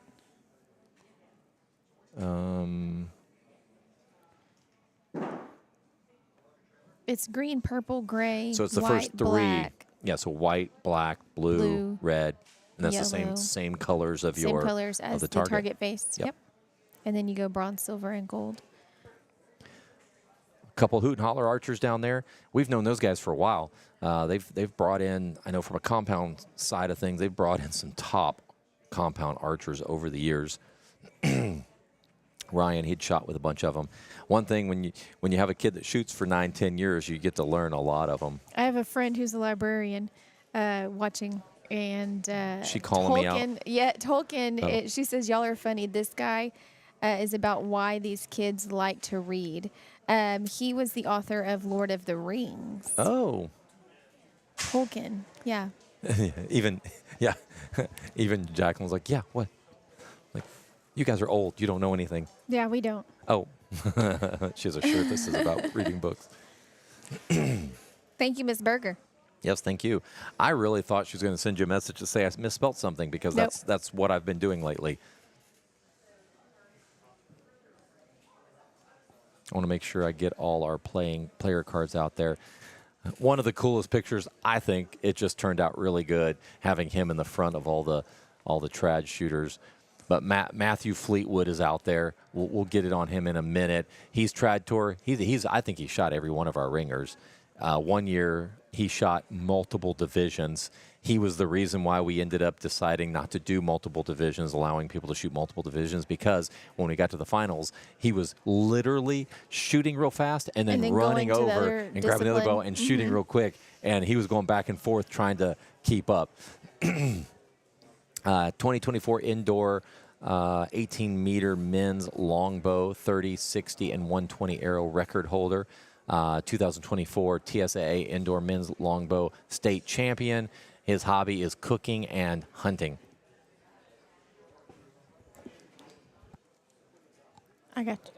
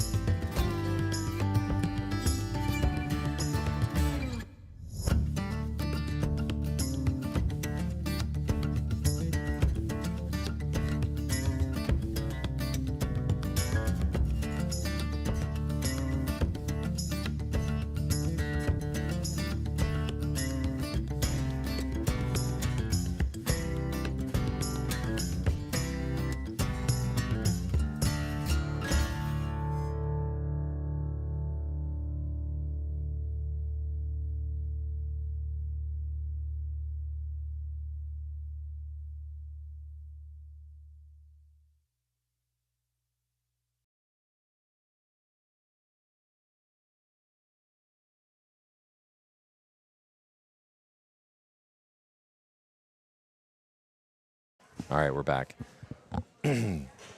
Sorry, scoring question. So we had to jump off for a second. We don't have the luxury of just being able to be broadcasters. We've got a little of everything to Right. keep this ball rolling forward and making sure that there's no issues. Back to our There, Tolkien we were talking about discussion. Matthew Fleetwood. There he is. And we had just talked about his player card. There's his player card. Pretty cool little player card for him. I think we had a single image of him with a bunch of trad shooters. Looked really cool. He's putting up a pretty good score. He should be in the top 5, I'm guessing. That bow's pretty sweet, too. I like the orange on it. Yep. These guys, they come in with some really cool bows. Oh, there's we were talking about Levi.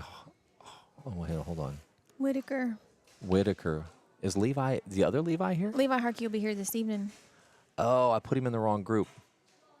So we'll have to remember that to move him. Yeah, I don't know how that happened. Let me go ahead. We've got Christy. Christy, I don't know where she's at, but she's shooting right now. There's Christy. She shoots for the Texas Asiatic Archery. She's been shooting for 3.5 years out of Austin, Texas.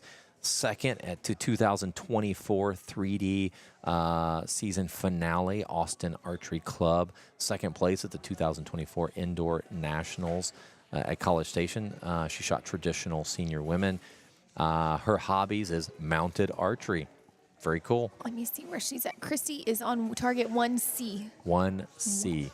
Oh, she's not shooting? Not yet. Not right now. We missed it. She's probably sitting down there somewhere. We'll get back to her in a minute. Oh, yeah, I see her waiting.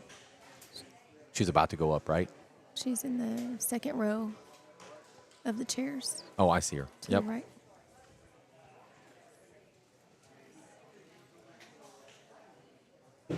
Oh, we haven't. We need to get Jacqueline a headset, too, so she can hear. Oh, we do. We just need to plug it in. I just need to go get her the headsets in the other Okay. room. I didn't even think about that. Headset? Yeah, She can, we need to go get one to put that. I don't know. Huh? I don't know. I'm just looking to see if there's anybody that we have. Oh, there we go. There's one that we've. There's just so many. Jesse. Yeah, Jesse's coming up right now. Jesse is on target 4. 4D. 4D or 4B now. Oh, yep, 4B. There she is. Yep. So there she is. There's Jessie. Jessie shoots for the Trad Tour. She's been shooting for 12 years. She's out of Louisiana. 2024, the Louisiana, Archery Association, Vegas Style State Championship. She holds 14 flight archery records. The LFAA Vegas Style record holder in women's longbow. She loves to travel, and she looks like she enjoys cross-stitching, which if my wife was here, she'd be down there bending her ear right now. There's Jesse's target.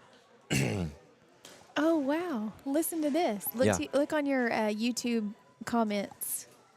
Lindsay Wilson College Archery scouting from the live feed. Thank you for the opportunity. Hey, thank you guys for watching. Hey, thanks- what an thanks, Mark. amazing thing. Lindsay Wilson College. I saw those guys at Collegiate Nationals when I was there. What an amazing thing. How's it going, Mark?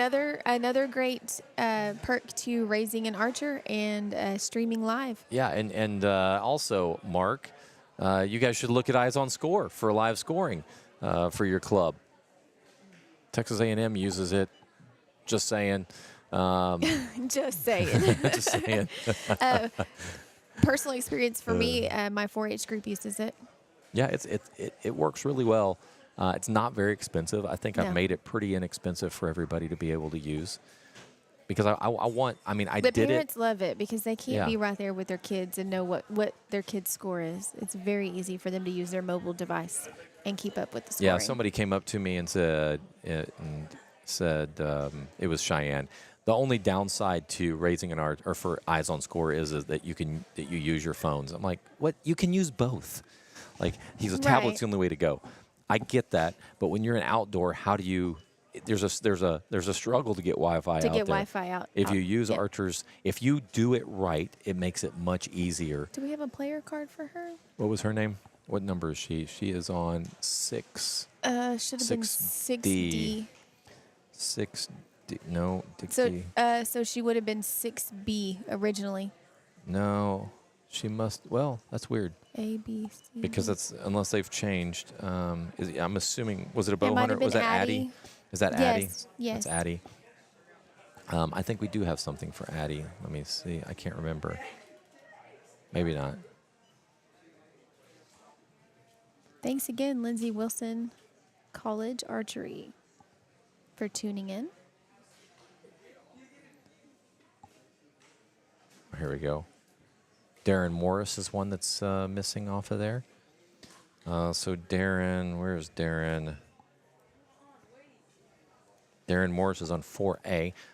We'll get him here in a minute. We'll pull him up after this. So he'd be 4 For C now. C right now.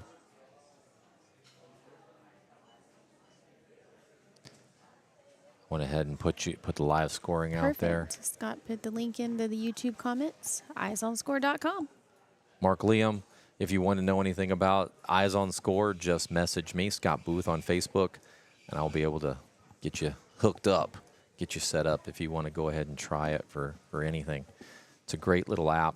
Works really well. We just added eliminations. You should elimination's going to be legit. It's going to work really well. The back end work looks pretty good. I tested all last week. Tested while I was at the World Championships there in Canada with my son. The reason why, and Carrie knows this story, but it was probably about 5 years. I've been complaining about live scoring at the state level forever. And I remember in 2019, it was at the end of the year, and my wife says, why don't you do something about it? And I'm like, you know what? I can. Right. I can do this. So I hired some developers, told them exactly what I wanted. They were like, and at the time I was just like, just get me something. It was going to be free. I was going to do something that just got the state level one going here in Texas. And it was just going to be as simple as we could do it. It'd be something I would just manage. Then as we were diving into it, we hit COVID. Everything was shut down. I started thinking, we need to go bigger. Go big or go home. Right. So we went ahead and revamped the whole idea. We wanted to be app-based on a phone. We wanted, all of this stuff. Kind of went through the whole architecture of what we wanted it to look like. Took them 2 years to get it done. We worked on it.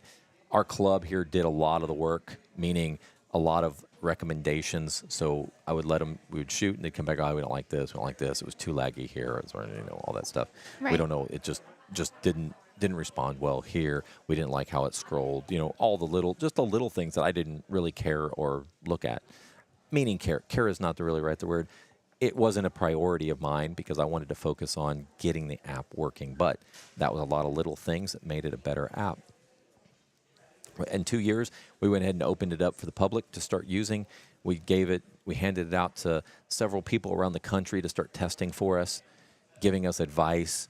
Penny Heddletwit up in North Dakota was a big help. She probably uses more features on that app than anybody else when it comes to field 3D, because we have it set up that you can even shoot a 3D shoot on day 1 and do peer assignments on day 2. Oh, that's awesome. It does take, you got to know what you're doing. I've got some videos out there. I've got to get new videos going so you can know exactly how that is. It does, and now adding eliminations, that has been a year-long project. And I gave them a deadline of this tournament at the beginning of this year. And, I mean, they've been working hard. With a lot of hours between the team there. It's easily over 2,000 hours to get to this point. Probably still have another 1,000 to really kind of clean it up and make it rock solid. Right. But it was good enough for this weekend. The We've back come end, a long way. Yeah, the back end worked pretty good. I have some complaints, but we can work around those complaints. The display the front end, it's okay. I want that cleaned up. We've already got a plan, and on that, we've got about 3 weeks to get that cleaned up a little bit before the rodeo. Is it 3 weeks? Yep, 3 weeks. About 3 weeks before Houston. So that's kind of the Livestock story of Eyes on Score. It was a small project that turned into a big project, which we just stayed diligent on making sure that it gets done.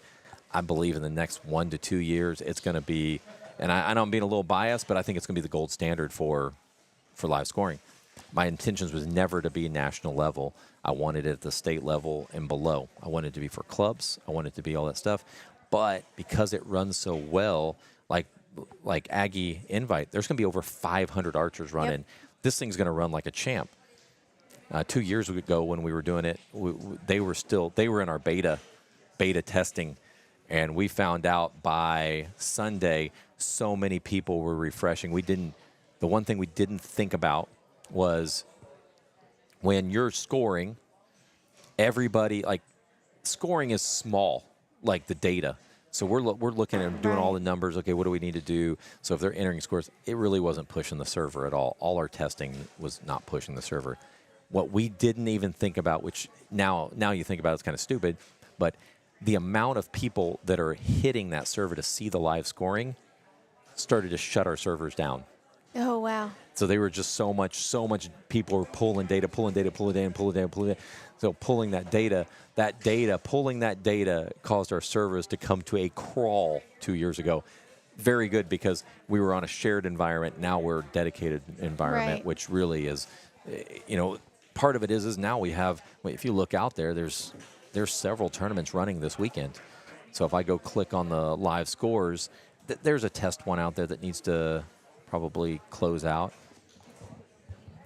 But you've got several leagues, you have several tournaments, virtual tournaments running, because you can run these things virtually if you needed to. So there's a bunch of tournaments running right now.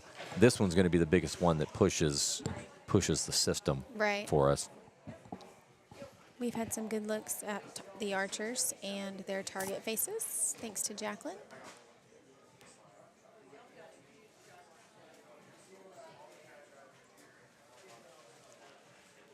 Looking at a bow hunter setup right there, I believe. Archers from Hoot and Holler in Yep. Louisiana. Welcome to the chat. All right, Darren Morris, he's one of the ones down there. He's not down there right now, but he's shooting right now. Darren Morris is out of Mineral Wells, Texas. He's a free agent shooting for 7 years, meaning free agent means that, he's open if anybody wants to sponsor him. A quick view at that looks like it's just his face. This is so funny on the screen. Backyard, he got silver in his own backyard tournament. Good job. Perfect. 2024 TFA Indoor Barabo Recurve Bronze. Hobbies include misplacing archery equipment. Yep. I almost said misspell, but it's misplaced. That's me that does the misspelling. There's a good view of. Let's see if there's anybody else I'm missing down there.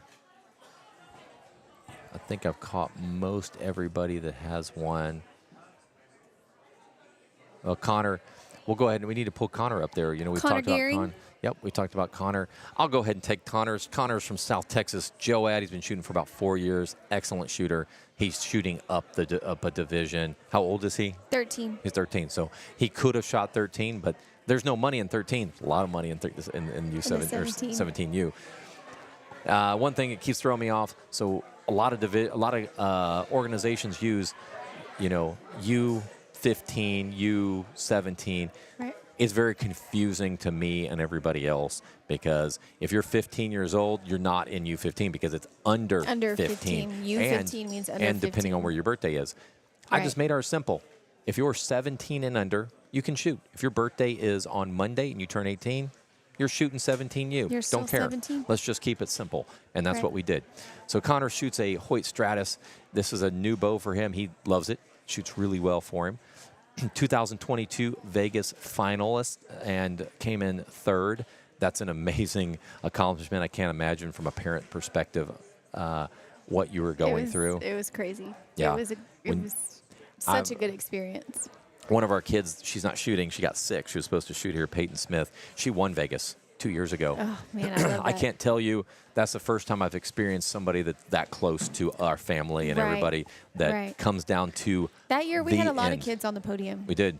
That was We the had a year. lot That of was the year kids. that Connor was on there. Yep. I got to tell you, I was standing there. She was shooting. It was so stressful, and she had to shoot a 10 to win on the last arrow, Oh, and man. she hit it. Oh. I mean, it was like Wow. we knew that 9 she ties, and I Right. think she was going to lose because of the X counts. count. Mm-hmm. And the 10 count. so she needed a 10, and she just drills the 10 to win it. Man, She that's had no awesome. idea. We all did.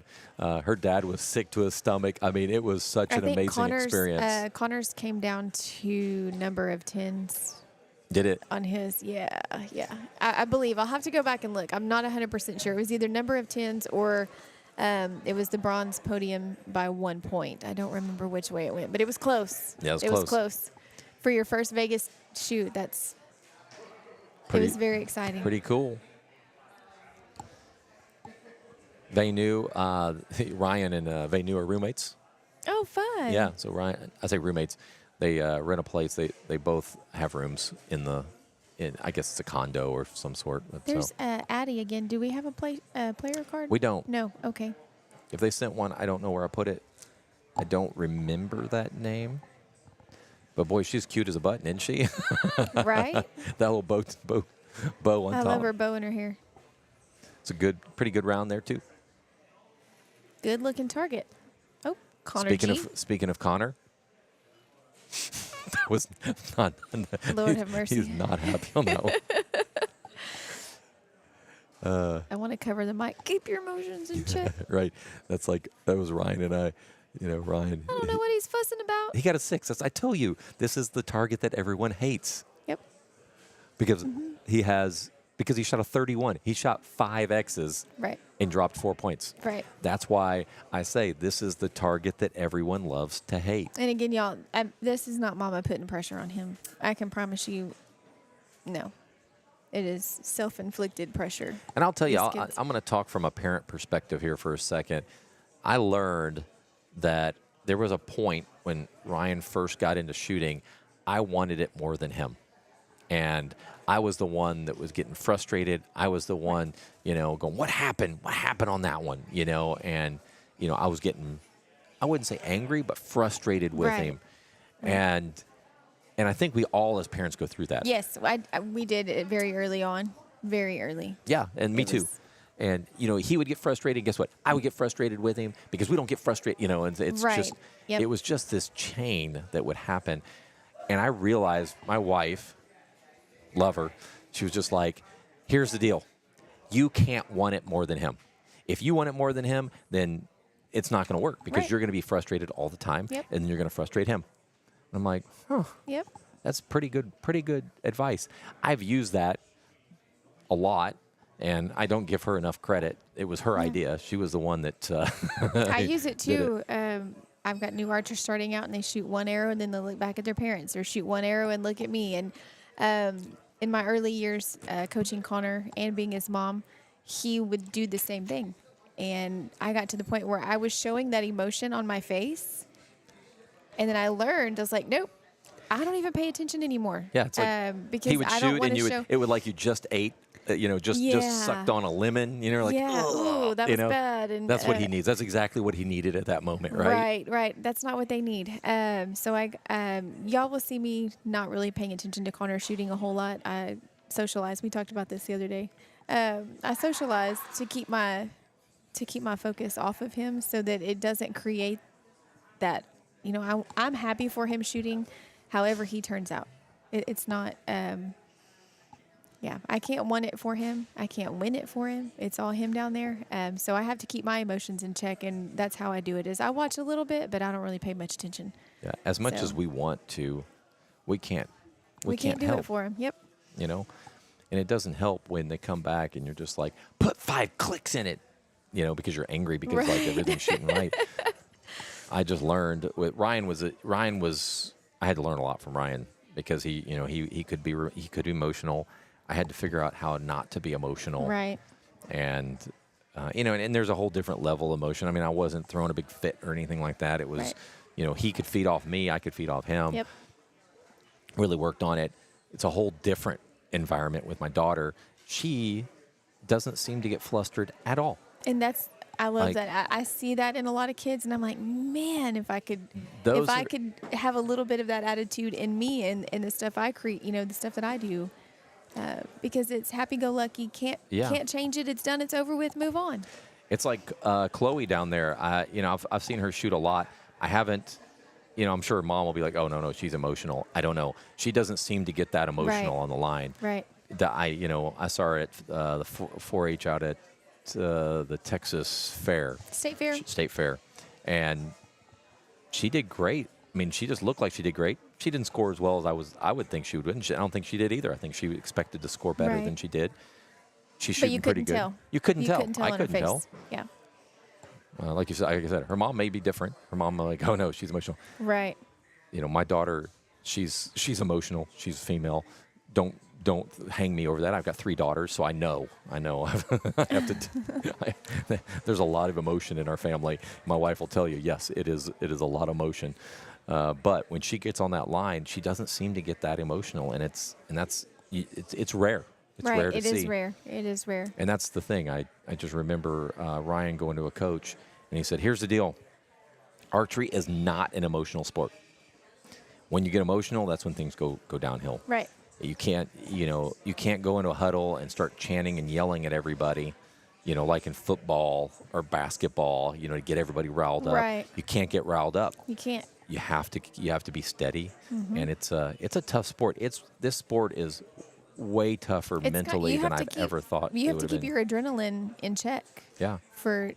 To shoot these shots, in the high pressure situations, in the shoot offs, or you going for a podium score at one of the big national tournaments, you have to keep the adrenaline in check.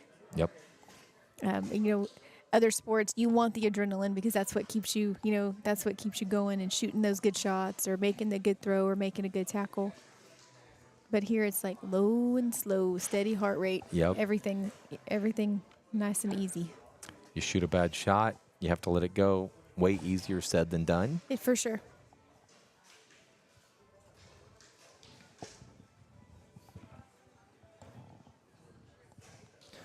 I had seen Tom in the background there for a second. The quality on our screen is just excellent, by the way. It is good. We've changed some of the cameras around, There's Dean. and we had to do that. I say cameras. We changed the cabling around to try to get a little better quality than we had in the past. I need to wrangle some kids after this 1 o'clock line so we can have interviews I know we got that in our interview interview together. booth. Tomorrow we'll probably have more because what we can do is just go sit down there and we can switch to them and they can actually Right. do some live coverage if they want to of what's going on. I'm pretty excited about the shoot off because we've got different cameras now for the actual targets down there, and it gives us the ability to control them and zoom in. So good. if we're like, hey, is it in? Is it out? Right. We'll have just as good as look as anybody else. It'll be awesome. Awesome. There's Dean. Let me see if I can get a good picture of him real quick. See if we can get a good picture of Dean. They're getting the target set up for him.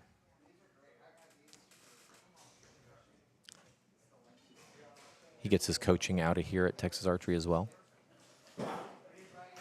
He shoots for a different club, but that's okay. We really don't care. We just want to be able to help these kids grow. So if they come here for coaching, it doesn't matter what club they go to. You know? And I'm going to tell you, those kids that do that appreciate it very much. Very much. There is. I'm not talking bad about anybody, but some of the clubs, it's hard to get coaching outside of that club. From day one, I've always said, nope. we allow kids to go wherever they want to coach. Right. Because everybody has a different personality, and you need to find the right And personality they're that not our works for you. they're not our personal kids. We don't own those kids. Right, right. So let them go and Yep. shoot, go to whatever coach they want. They can come back. I've had kids leave, come back. You know, it's okay. We just got to find what works for them.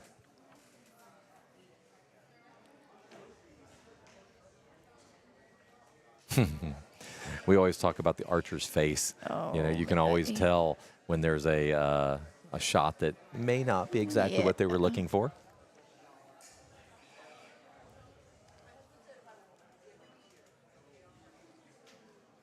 Riley Berger, Victoria. So we had Texas. talked about Chase McBroom earlier. He just shot. So, but we're going to go ahead and pull Chase up. Chase McBroom, there he is.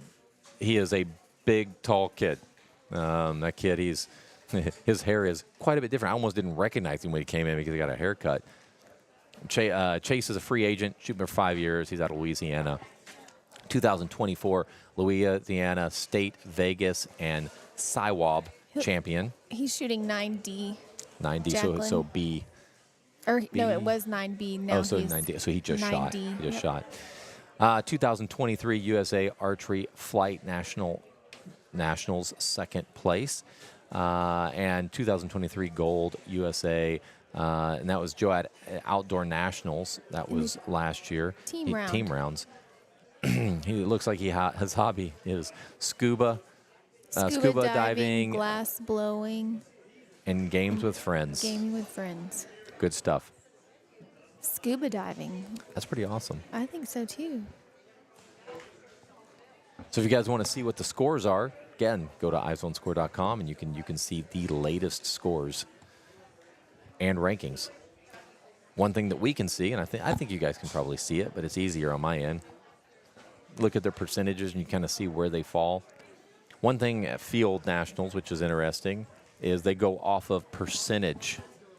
I say it's interesting because they drop off, but because of how there's just never any cell phone coverage at any of these field events. Right.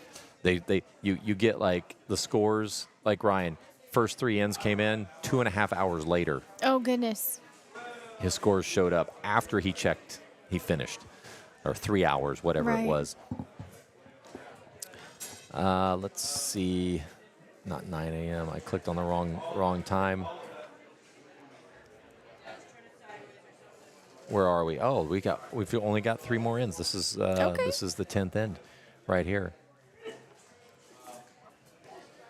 Riley Berger, Addie is with a 221, averaging 4.95 for the Bow Hunter 13U. Riley is right there, second place, and Emma's right behind her.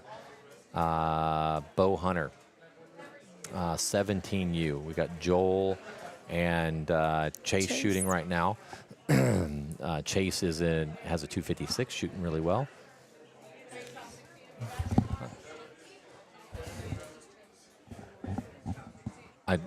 He's not up right now.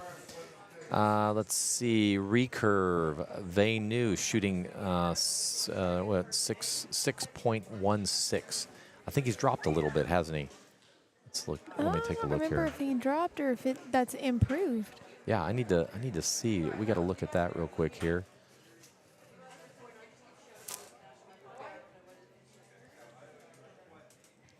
He dropped just a little bit. Okay. So he's at 6.16. He's hovering right around there. So Kaylin and him are going to be really tight in score when it comes down to it.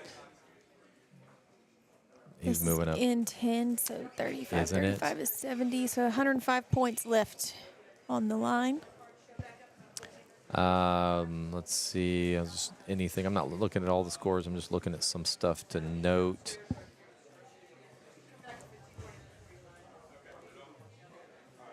All right, Trad 266, which is an average of a 4.43.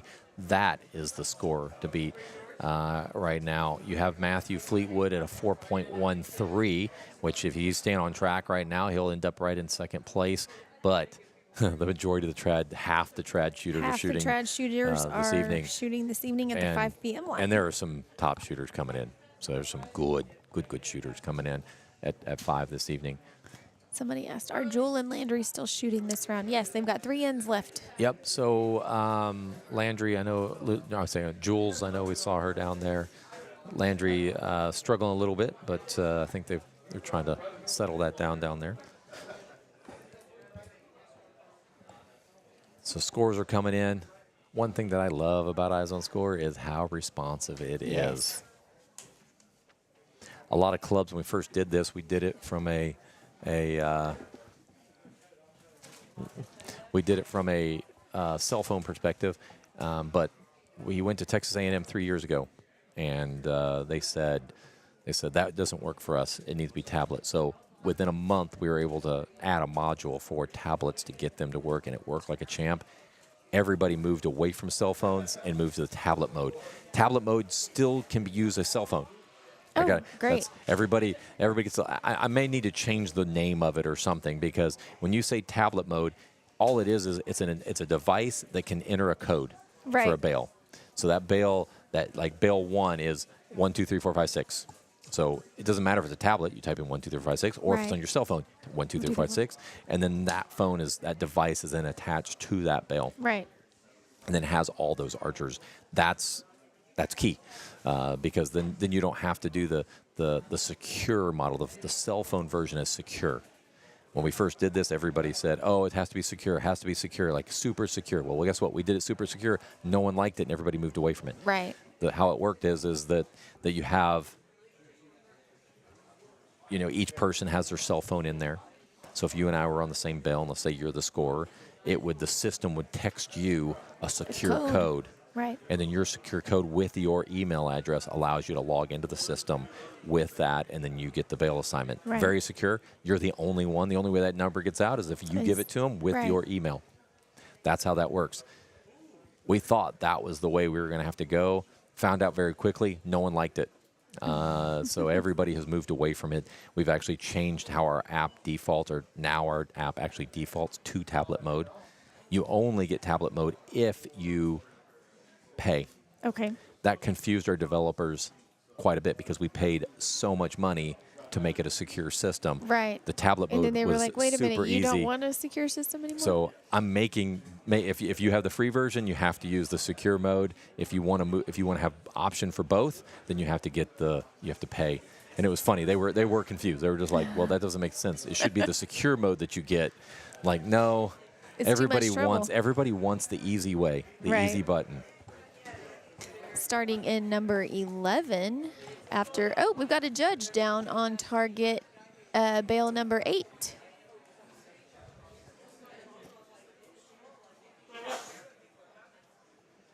Oh, excuse me. Sorry, I just sneezed. Well, results. So the one thing that will be cool is we'll be able to see exactly what's going on during eliminations, on who's scoring what. Normally, we'll put big signs up and do flip charts. Right. I don't think we're going to do that this year. Okay. I don't think we need to. If we're going to use the live scoring, that's a lot of work to get all those up. Right, all the flip charts. It slows everybody down to do the flip charts. So we're just gonna go off live scoring. Okay. For that. When we get to the finals, that's different. We'll have the flip chart up there so everybody can see it. I had somebody ask, are we going to have coaches boxes? Yep. Coaches box and an arrow agent? Yes. Okay. Yep. All right. If you are anticipating returning tomorrow. For the finals. For the finals. So the gold medal match and the bronze medal match. A little different than last year. Last year it was the top 3 that moved on. So we were doing a shoot up. So third would go against the second. Whoever won would go to first. We're not doing that this year. What we're going to do is we're going to go all the way through to the finals when you have your gold medal match and your bronze medal match. Bronze medal match will shoot first for bronze, and then the gold medal match will come up and shoot. A couple reasons why we did that. We wanted to change it. We wanted to change it around. We thought it would be a better format. Also, it gives us 4 archers on a platform instead of 3. Right. That gives more opportunity to get people on the stage.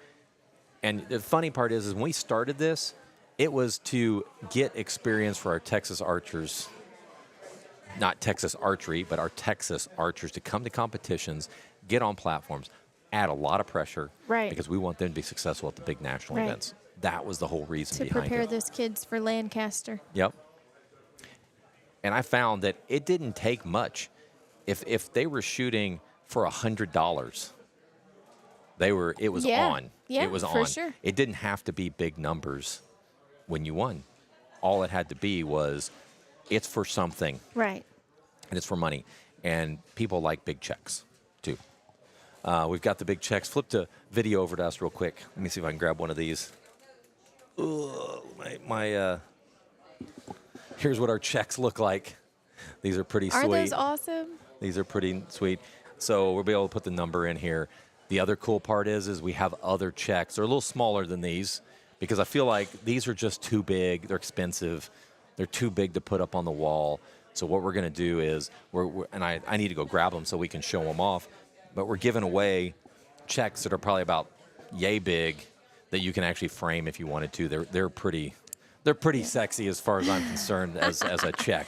Hang on the wall. Hang on the wall. It's a good looking check. I got the idea from Vegas. Vegas has a really Right. cool target or check Yep. that you can hand Yeah, out. they make them small enough they can fit in your carry-on. Yep, and that's exactly what we wanted. We wanted to make sure that it fit. You can roll it up if you want to. I recommend not to. Just Right. leave it out because it'll be easier to put up on the wall later. One thing we have to decide is when we write the checks, I'll talk to Robin about that, but There's Chase There he McBride. is. There's Chase. Yeah, see, you can see his hair. His hair's not the same. See, that doesn't look like the same kid, Nope. does it? Actually, that one looks like from a year ago. This one looks like a much older kid. Look, doesn't it? Really good kid. Oh, we got a pole in the way. Dadgummit. Did that camera get moved? No, it's that Okay. big metal He's pole just- right there. Yeah, he's just squished right in He's on- squished right up against the wall. On that 9 bill. There's a big gap there. It's not like he's right on the wall, Right. but from that perspective, it looks like it. We've got Dean down there. He's getting ready. He's got a good process. He does. He is very methodical in how he shoots. There's Chris. Chris and Chloe. It's a good video of Chris. Good picture of him. I think Chris shoots a lot of 3D. Yes.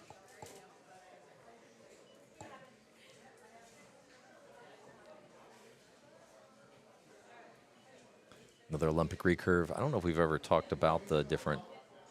I know we talked about compound. That was this morning, right? Yeah, I don't know. Olympic recurve. There's barebow, there's trad, and there's Olympic recurve. Those are your stringed. They call them, your stringed bows. You have, but this one's kind of like there's not a lot of stipulations.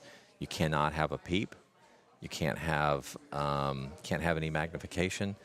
But I think pretty much everything else is pretty available. They've got a clicker, so when they draw back, they anchor, and as they add a little pressure, it clicks and they let it go. Not a bad round.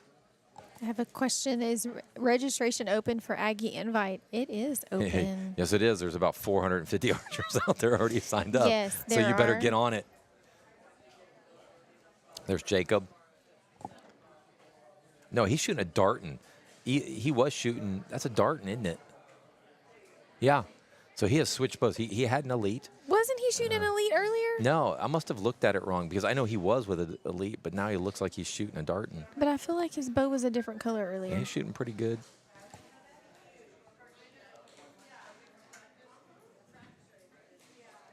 With his Texas archery hat.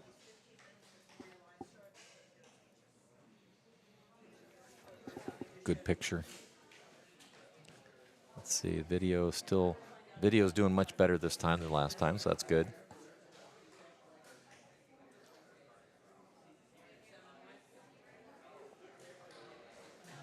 Eyes on score. So we have one thing I needed to look at real quick here. Under the 17U, let's take a quick look. K. Scott, 6.57, shot a 394, almost got to that 400. Almost got the record too. I That think. would have been our first youth to shoot a 400. Right. Then we have, let's see. Connor's still in second, but Let's see. Connor. So Cole Ware, 6.62. Ooh, he's going to be pushing the 400, Cole. Connor's his average points per arrow has increased 6.4. tremendously Big jump. from yesterday. Big So jump for Connor. he should be happy with that. Yep. Where's Andrew? Andrew as 6.18.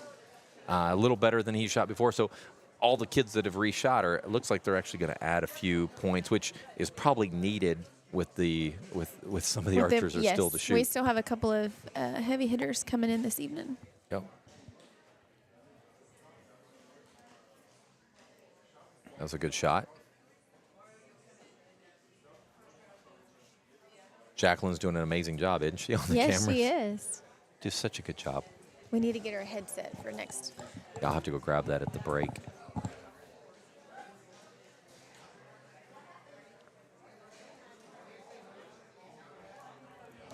Our setup for tonight won't be bad since Jeff and I preset a lot of the cabling and stuff up, so we should be good. We do need to set up for the get one of the banners ready to go. There's Andrew Z. They literally just extended his draw length a little bit just now, right before this shoot, to try to get a little more draw length out of it and order the next mods. His dad just needs to order a couple of them, you know. Keep them in stock with these growing boys. Yes, they This are target growing. looks pretty nice. It does. 7, 7, 6, 6, 6, possibly. That's what it looks like to me. Unofficially. Yep, that's what it looks like to me. Not too many leaving that 6 ring. Yeah. Although I know that's not what they want to hear, but No, compounders, they don't. The open class, they literally feel like they lost points when they don't shoot it Yep. inside out.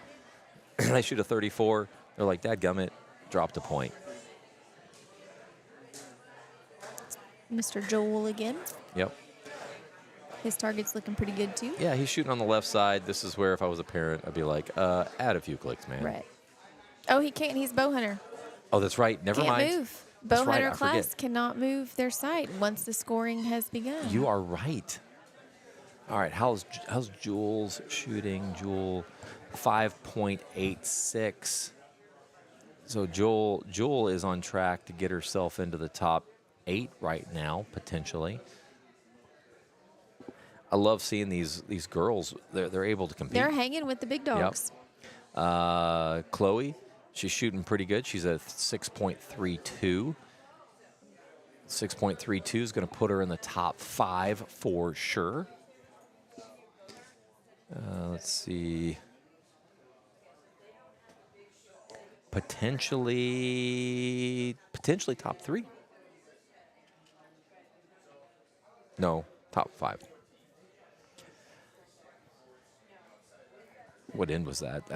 That should have been number 11.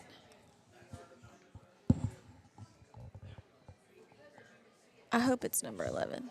Oh, I clicked on the wrong one. okay. Yep, that was the number 11. I see it's 55.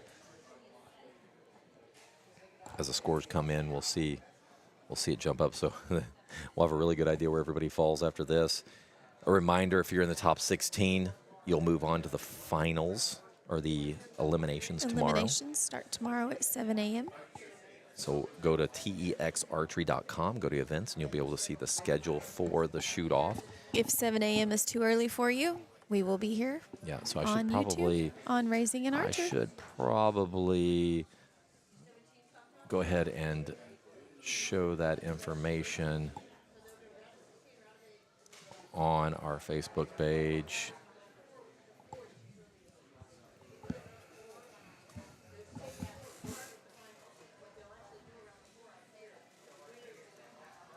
Get our schedule for tomorrow's eliminations.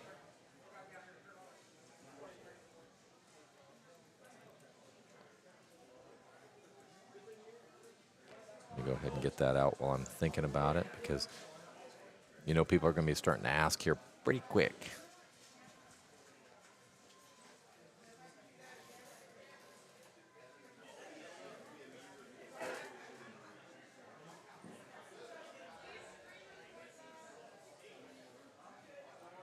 Go ahead and get all those out there.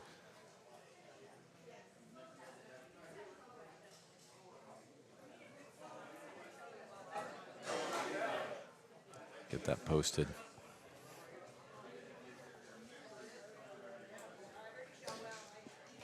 I need a social media person just to kind of handle all that for us.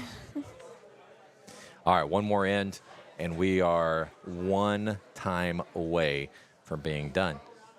For tonight. This has gone pretty smooth. I think it pretty has to. smooth. I think it has to. I've enjoyed it. It's been fun. Like how it's just fast and furious, isn't it? Yes. Just kind of get through it, get through It it. does. get through I don't it. even feel like we've been here all day, but we've been here all day. We've been here all day. You've been literally talking for about hours. six to 8 hours right now. Yep. So when we're done, it'll be between 10 and 12 hours of talking. It doesn't feel like that. When I first did this, it was interesting because I was like, I don't know if I can talk that long. Right. Like, what are you supposed to talk about? Right. Especially once we start learning all the archers, it makes it easier to be able to talk about them. And the player cards have been They've been awesome. a big help in that too. I don't know how we can handle that with the rodeo because that's a lot of people. Man, but what if we could? Yeah. Send an email out, try to get player cards. What I need to do is just maybe what we do is we don't have stats. We just have name, team, year shooting, and where you're from. Yeah. That would be enough to talk about To them. talk about, right? Because there are so many, we'll have to move through them a little quicker than what we are here. But yeah. What's the max on the line over in Houston? At one time, like the 9 a.m. shoot time.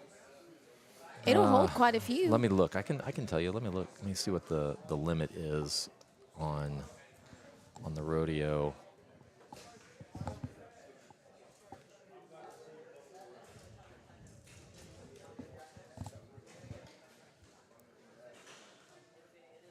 $180.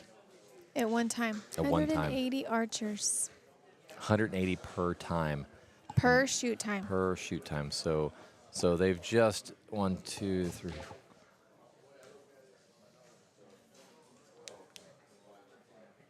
There's some 3D in that one too, I think. Yeah, so they're sitting at 300 archers right now. 300 archers right now. 3 weeks out. They'll get more. 4-H, USA Archery, State of NFA, Texas NFAA, Kids, NFAA, ASA. I highly encourage you to register for that tournament. It's October 18th, 19th, and 20th. Yep. They added 3D this year, almost, what did we say, $95,000, Well, yeah. $95,000 in cash and prizes. And now I'm talking cash. You want me to friends. tell you? They You want me will to tell you send another a little check. tidbit that you probably don't know? If you win your division in Target, and you win your division in 3D, they add another $500 in scholarship money. What? Yes. What? I'm going to go out and say that's probably the largest youth archery tournament. Do you think nationwide or just state of Texas? So it is definitely a state of Texas. It's hard to compete with NASP. and Na- I don't you know, have a really, I'm not versed in the I whole, think, the and I don't even think I'm area, over exaggerating so. that. I think NASP brings in like 3,000 kids. Okay. But okay. it's a different shoot because it's all the schools that take their kids to the Right. NAS Nationals. Right. So it's a school program that brings those kids in. The rodeo's got to be one of the largest youth programs that's just wide open to all organizations in the nation. organizations, I right. don't know if anyone that's going to pull in, they're going to be pushing. They're already over 500 entries. Right. That's amazing. Between Target and the 3D. Yeah. Like I said, it is cash, it is trophies, buckles, banners. Senior divisions are lifetime hunting and fishing license for the state of Texas, Yep. which is, we know how expensive those Lifetime. are. Lifetime. Pretty awesome.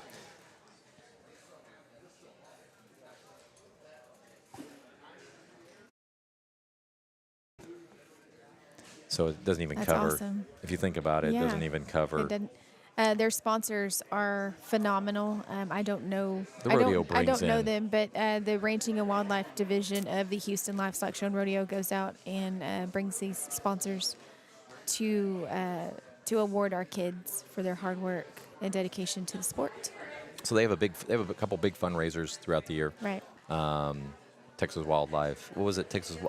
It's the Ranching and Wildlife Ranching and Wildlife. Division. Thank you. They have a bunch of. I'd say a bunch. They just have a few.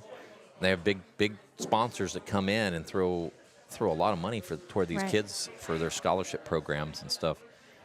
So when you're giving away over $90,000, that really is amazing. That's a big number. And let's just, like, we can put it into perspective too. Vegas does not give our youth that much Nope. back. And this is right here in our backyard in Houston, Texas. So Yeah, first place walks away with $1,500. $1,500. And then, I mean, Compound pays out. How much do they pay it out? was 15. It was 15 last year for compound, but then it was an ice chest. It was a trophy, a banner, a buckle. Yeah, they pay out top 5. I think 6 or 8. So it was top 4 for recurve. I I think can't it was remember 6. compound. It was 6. Paid out top 6 for. 6, and top 8 got at least a banner. Yep. So they award those kids for their hard work, and we thank the Houston Livestock Show and Rodeo for their generosity in hosting such a great event. They feed the families while we're there. They support the kids with drinks and snacks while they're shooting. And I'll say that's a legit tournament. So you have. Let's look real quick. This will be a. Let me see if I can look this up real quick. So I'm rodeo. So for example, let me go ahead and let me see if I can. I'm going to look up how many kids are in some of the divisions. So if you look up, I'm going to look up right now. I'm just going to look up your compound, which is normally the biggest division. Compound seniors. Actually, I'll just do them all. So compound juniors. Compound juniors are 72 archers. 72 archers in one division. In one division. One division. You go to the seniors, 73. Okay. Wow. All right. So So, 150, That's 140, That's half. 145. The That's half half of the archers are are compounders. compounders this year at Houston Livestock Show. yeah. So they just did their last scoring end. I mean, even like just all the divisions, they're going to have 20 plus. The senior recurve group is 41 archers. Okay. So if you win the rodeo, I mean, you've put on a show. Right, for sure. For sure. Our 1 p.m. line archers are scoring their last end of their tournament. Congratulations to everybody that shot today, and we'll see a lot of them tomorrow. So as those scores come in, what's going to happen next? Not much. We'll close out this tournament. Then they all have to wait for this The afternoon's 5 shoot. p.m. shoot. 5 p.m. shoot. We should be out of here by 8 because it's an hour earlier Okay. than the last one. So we'll be out here probably by 8:30 at the latest, is my guess. And then we'll know who our top 16 is. One thing I'll have to do is clean up the database just a little bit because we allowed people to shoot twice. I've got to go in and filter through. filter through the ones that need to get them out of the top 16 Right. to have 2 entries. Gets a little confusing when that happens, especially at the 5 o'clock line because, like, if I don't clean it up immediately, one year, I guess it was last year, we ended on the night, and I was like, I'll just clean it up when I get home. I'm getting all kind of text. Do I need to stay or do I need to go? There's 2 names there. Does that mean that person got 2 spots? And like, no, Right. no, that's not what it means. Right. Top 16 Top 16 will be back archers tomorrow. get you there. We still have 1 line left this evening. After these guys are finished, we will pause our coverage for about an hour, take a break, and get ready for the 5 p.m. line. Yep. I think it's a full house then, too. About half of them are trad. It is full. Okay. About half of them are trad archers. I know I did get an email from one of the archers that he's not going to make it. Too bad.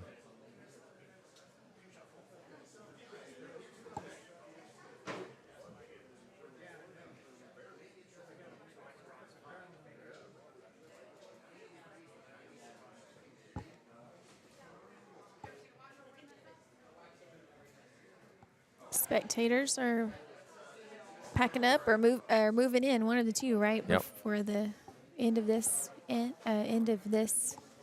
round, and getting ready for the 5 p.m. It's tough on Andrew. Like Andrew Z, he shot this morning and then has to shoot again this afternoon. That's a lot of arrow competition A lot of arrows, 60 and then plus 10, 70 arrows competition. That doesn't count what he was shooting in the practice range to try to get things straightened out, you know? Yeah, so he's probably pushing is over 150 arrows easily. Maybe even closer to 100 and 200 arrows. I would say probably close to 200, yep.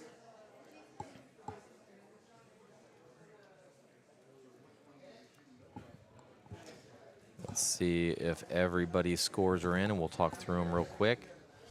All right, so Cole Ware. 395. 395, Cole Moves Ware. into first place. Kay Scott in second with a 394. That's how close it is. Connor, 383. Improved from Yep, yesterday's significantly. Chloe is 381. Puts her in fourth. Nolan Hogan is in tied. Fifth and sixth are tied. Broken by sixes right now. So sixes. Oh, wow. Yep. It went all the way down to sixes on that one with Andrew Z. Connor, man, he would have bumped all the way down to like sixth place, so he moved himself way up with that. That was a good move. Good move on his part to shoot a second one. Almost 20-something points improved. So I've got to go in and clean this up pretty quick. Andrew improved too by about Andrew jumped up, 14, 15 points. That was a good move on his part. Yep.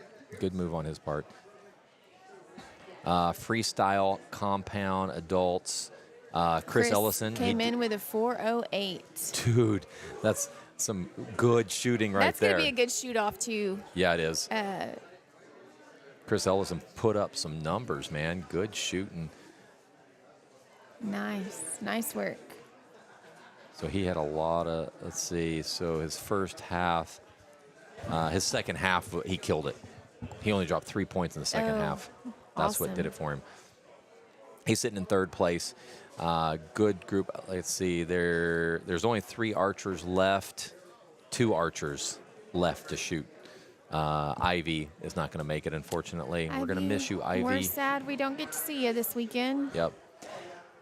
Nick Way is still in first place with Spanky right there. Lee Wilkins comes in at third place, 295. Another great shooting for Barebow. It's amazing. Cheyenne's right there behind him with a 291. Rick Stonebreaker, 290. Those are all so close.